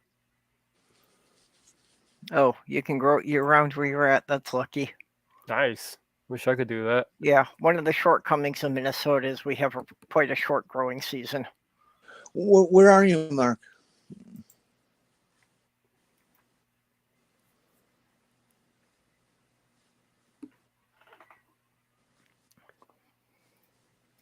Yeah, for Minnesota, for vegetable gardens, we really only have a season of about 4 months.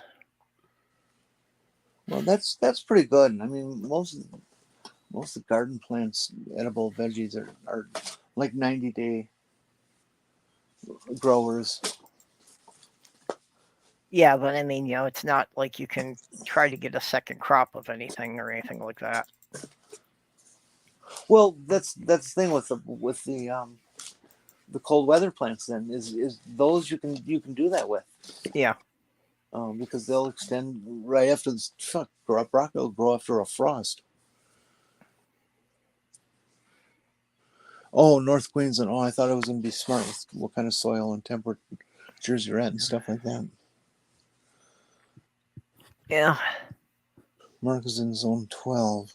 The whole time I was in Michigan, I was trying to get my sister to let me build a greenhouse for her, just so that she could have much longer growing season.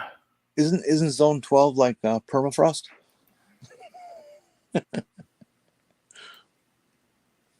I thought it went the other way, Mage. Isn't it the lower number is the colder climate and it goes to warmer? Mage? Yeah. I was muted there. It goes, yeah, so the higher the number, the warmer it's going to be. So it's actually warmer than I am. I'm in zone 10. Oh, I thought it was backwards. Okay, yeah, so zone 12 must be somewhere close to the equator. I know around here it's like zone 5. Yeah, you probably would have a lot of trouble growing broccoli in a tropical zone. Yeah. I think most of Minnesota is like zone 3 or zone 4. 4 or 5 nowadays with the global warming. Well, yeah, it has shifted a bit. But zone 12 would probably eventually become uninhabitable with climate change. Most of the farms around here have already done their first plow. Turn over the winter dirt. Okay, according to the Minnesota State Horticultural Society, 2/3 of Minnesota is Zone 4. And lower half is Zone 5. Yeah, Zone 4, and then it goes into Zone 5. Actually, the stuff way up north is actually Zone 3, the stuff that borders Canada. Yeah, most of these zones are actually based on the low temperature averages.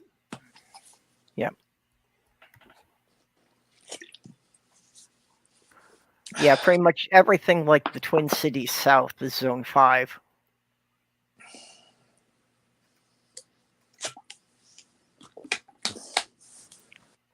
Yeah, I know. I remember in Milwaukee. Well, like I said, I gotta head out. So I'll see you guys later.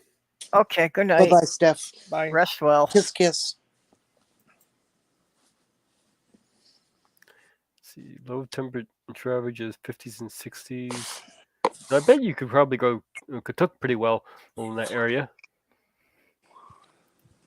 Yeah. The subtropical little tree and the leaves have a sort of a peanut flavor to them. While I would miss the snow, it would be nice to to live somewhere that was warm enough to grow citrus fruit. Hey, Grow citrus, Mage, could you grow dragon fruit? yes.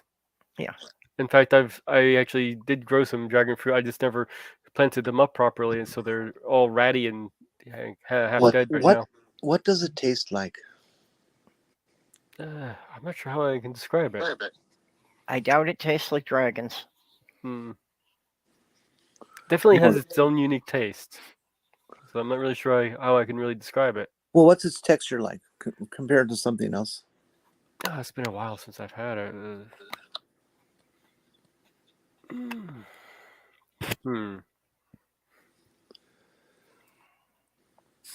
Sort of a softer flavor, but it has a lot of seeds in it. So maybe something along the lines of a kiwi. Okay. And what's that fruit that everybody says it just smells horrible, but tastes great? Ah, shit. What was that one?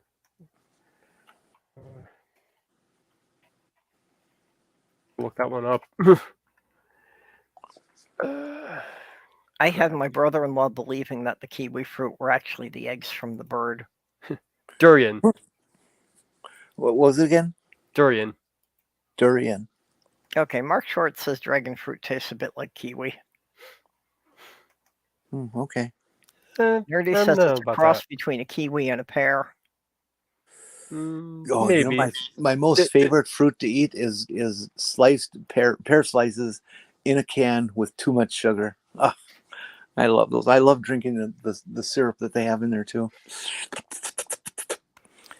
I love fresh pineapple, but I am somewhat allergic to it, so I have to be careful not to have too much of it.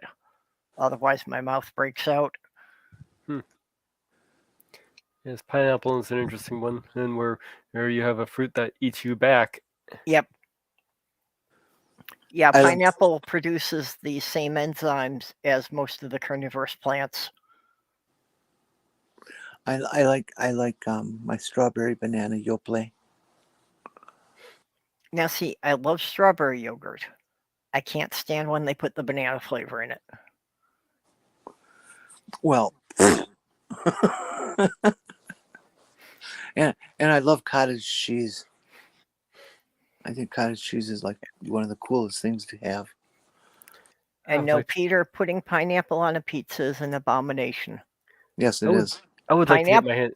Pineapple is wonderful. Pizza is delicious, but the two must never touch. I would like to get my hands on a Gros Michel little banana plant.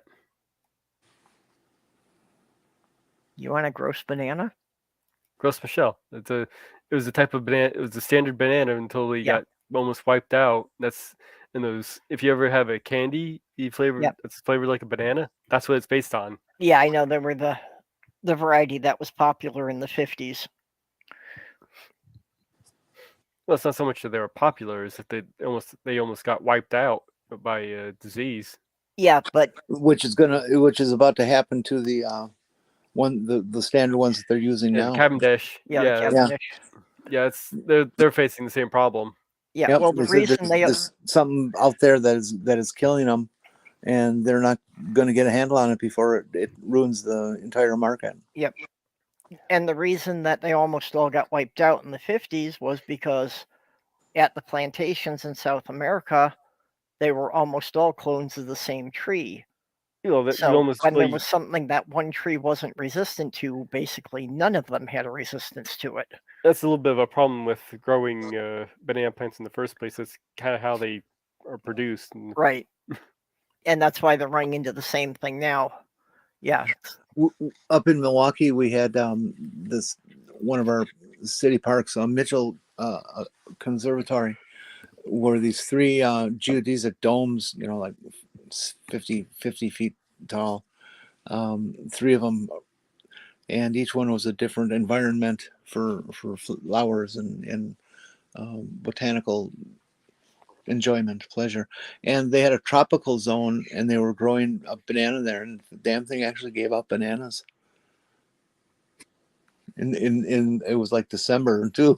I've been meaning to try and grow the pink Yeah. banana. The pink banana? Yeah. Oh. And this one actually grows from a seed. Well, that was my biggest project that no one ever had any faith in me doing. But I had done all the structural calculations that using just standard 8-foot 2x4s for struts, I could have built a geodesic dome that would have covered nearly a quarter of an acre. Jesus Christ, that would be awful high. Well, no, it didn't. It was a squash dome, so it didn't need to have that high of a ceiling. That it would have only been about 20 feet high. And seeing as the squirrels stole all my tomatoes, I'm letting Molly chase them. A squirrel eating tomatoes? Yes. Yep. Oh, they love them. I never heard that. Oh, yeah, my sister-in-law in Michigan had the same problem, that the squirrels kept eating all the tomatoes on her.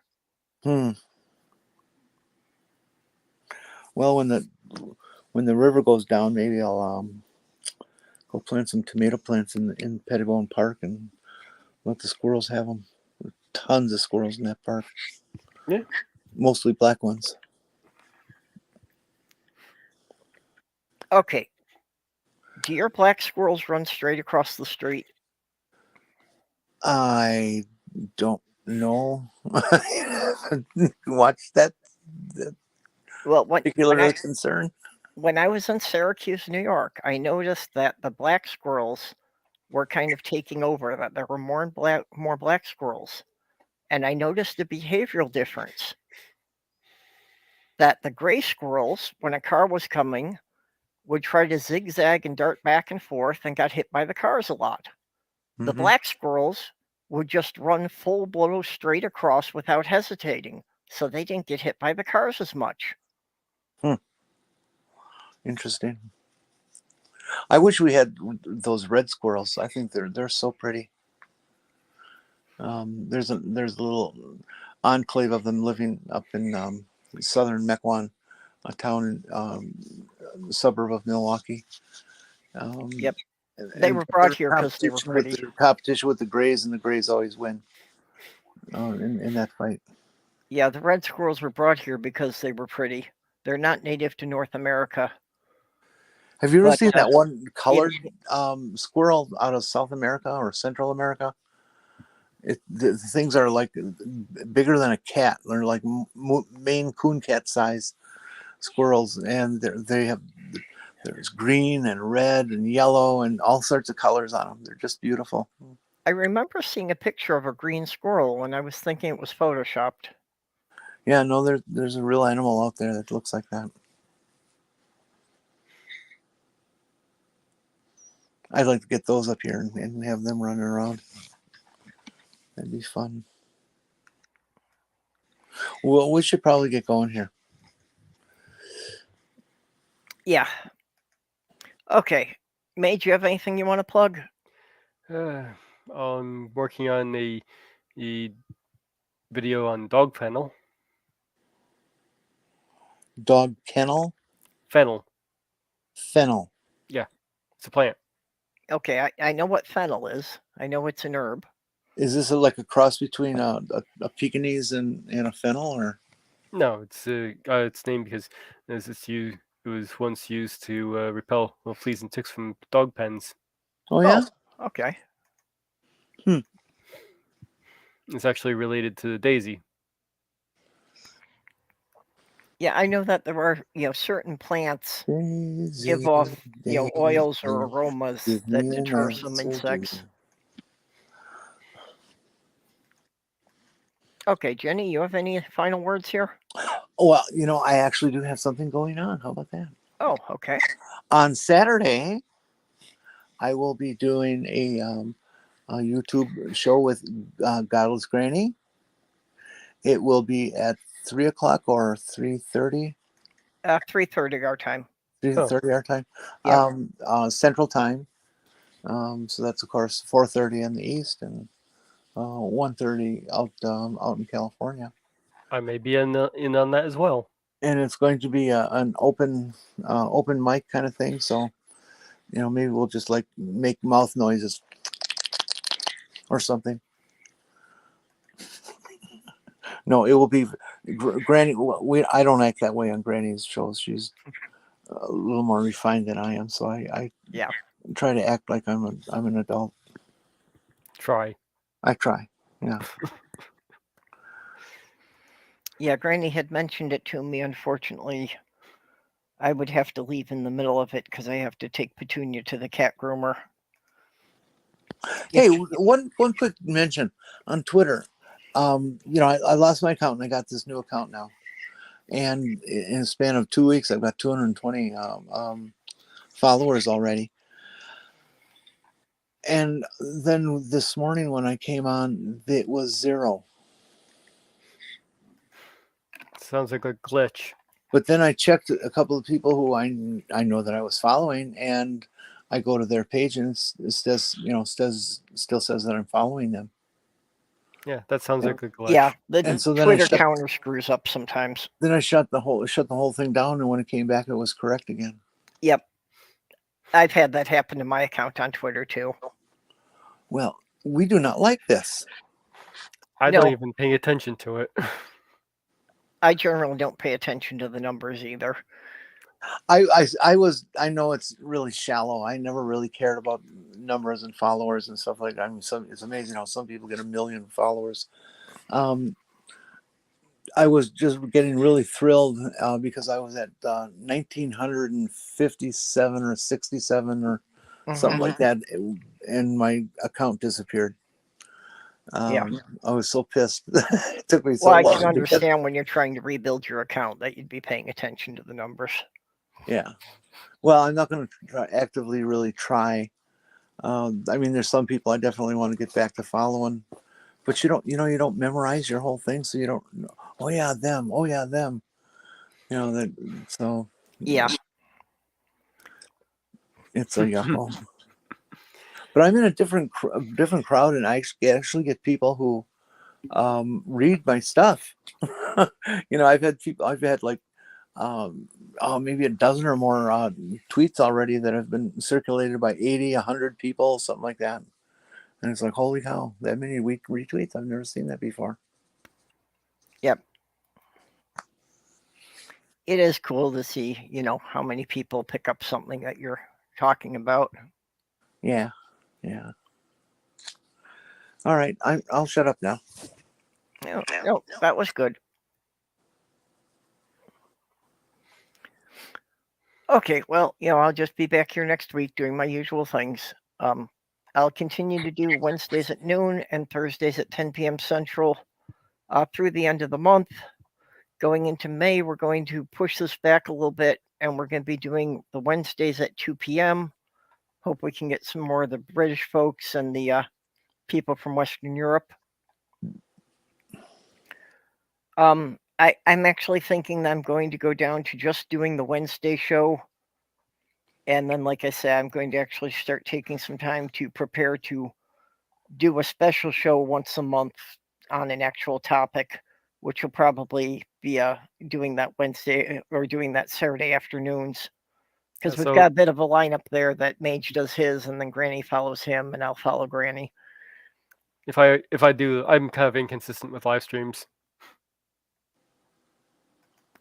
Yeah, but when you do it, you usually do it earlier on Saturday. So Yeah. like I said, I was probably just going to keep that time slot, but I'd do the one immediately following Granny's Saturday show. So anyway, that's kind of my plan here, because May 1st is the 5th anniversary of this channel. So What are you going to give us? Don't you have a party and give people away things to them? well, I would think the appropriate thing would be to give each of you a 5th, but Okay. I could get in trouble sending that through the mail. Nah, just Jack Daniels. I'll take a little. That'll be okay. I Maybe a drink little rum. scotch. Sloth Girl keeps a bit of Jack Daniels around. She doesn't drink very often, but that was her father's brand, so she keeps a bottle around just so every year she can toast him. She's a loyalist. That's nice.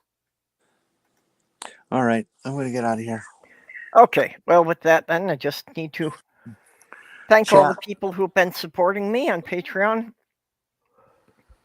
Skits Crasher, Kitty the Atheist, Robert X, The Lavender Lady, Greg Hartwick, Southern Sal, and Vonrek. I appreciate all of you, helping me pay the bills and keep things going here. So with that, we will bid you all a good night. Love you, Except for chat. people in Australia, I'm going to bid you a good afternoon. You're why we do this. Don't get caught. Okay, see you all next week. Bye-bye. Later.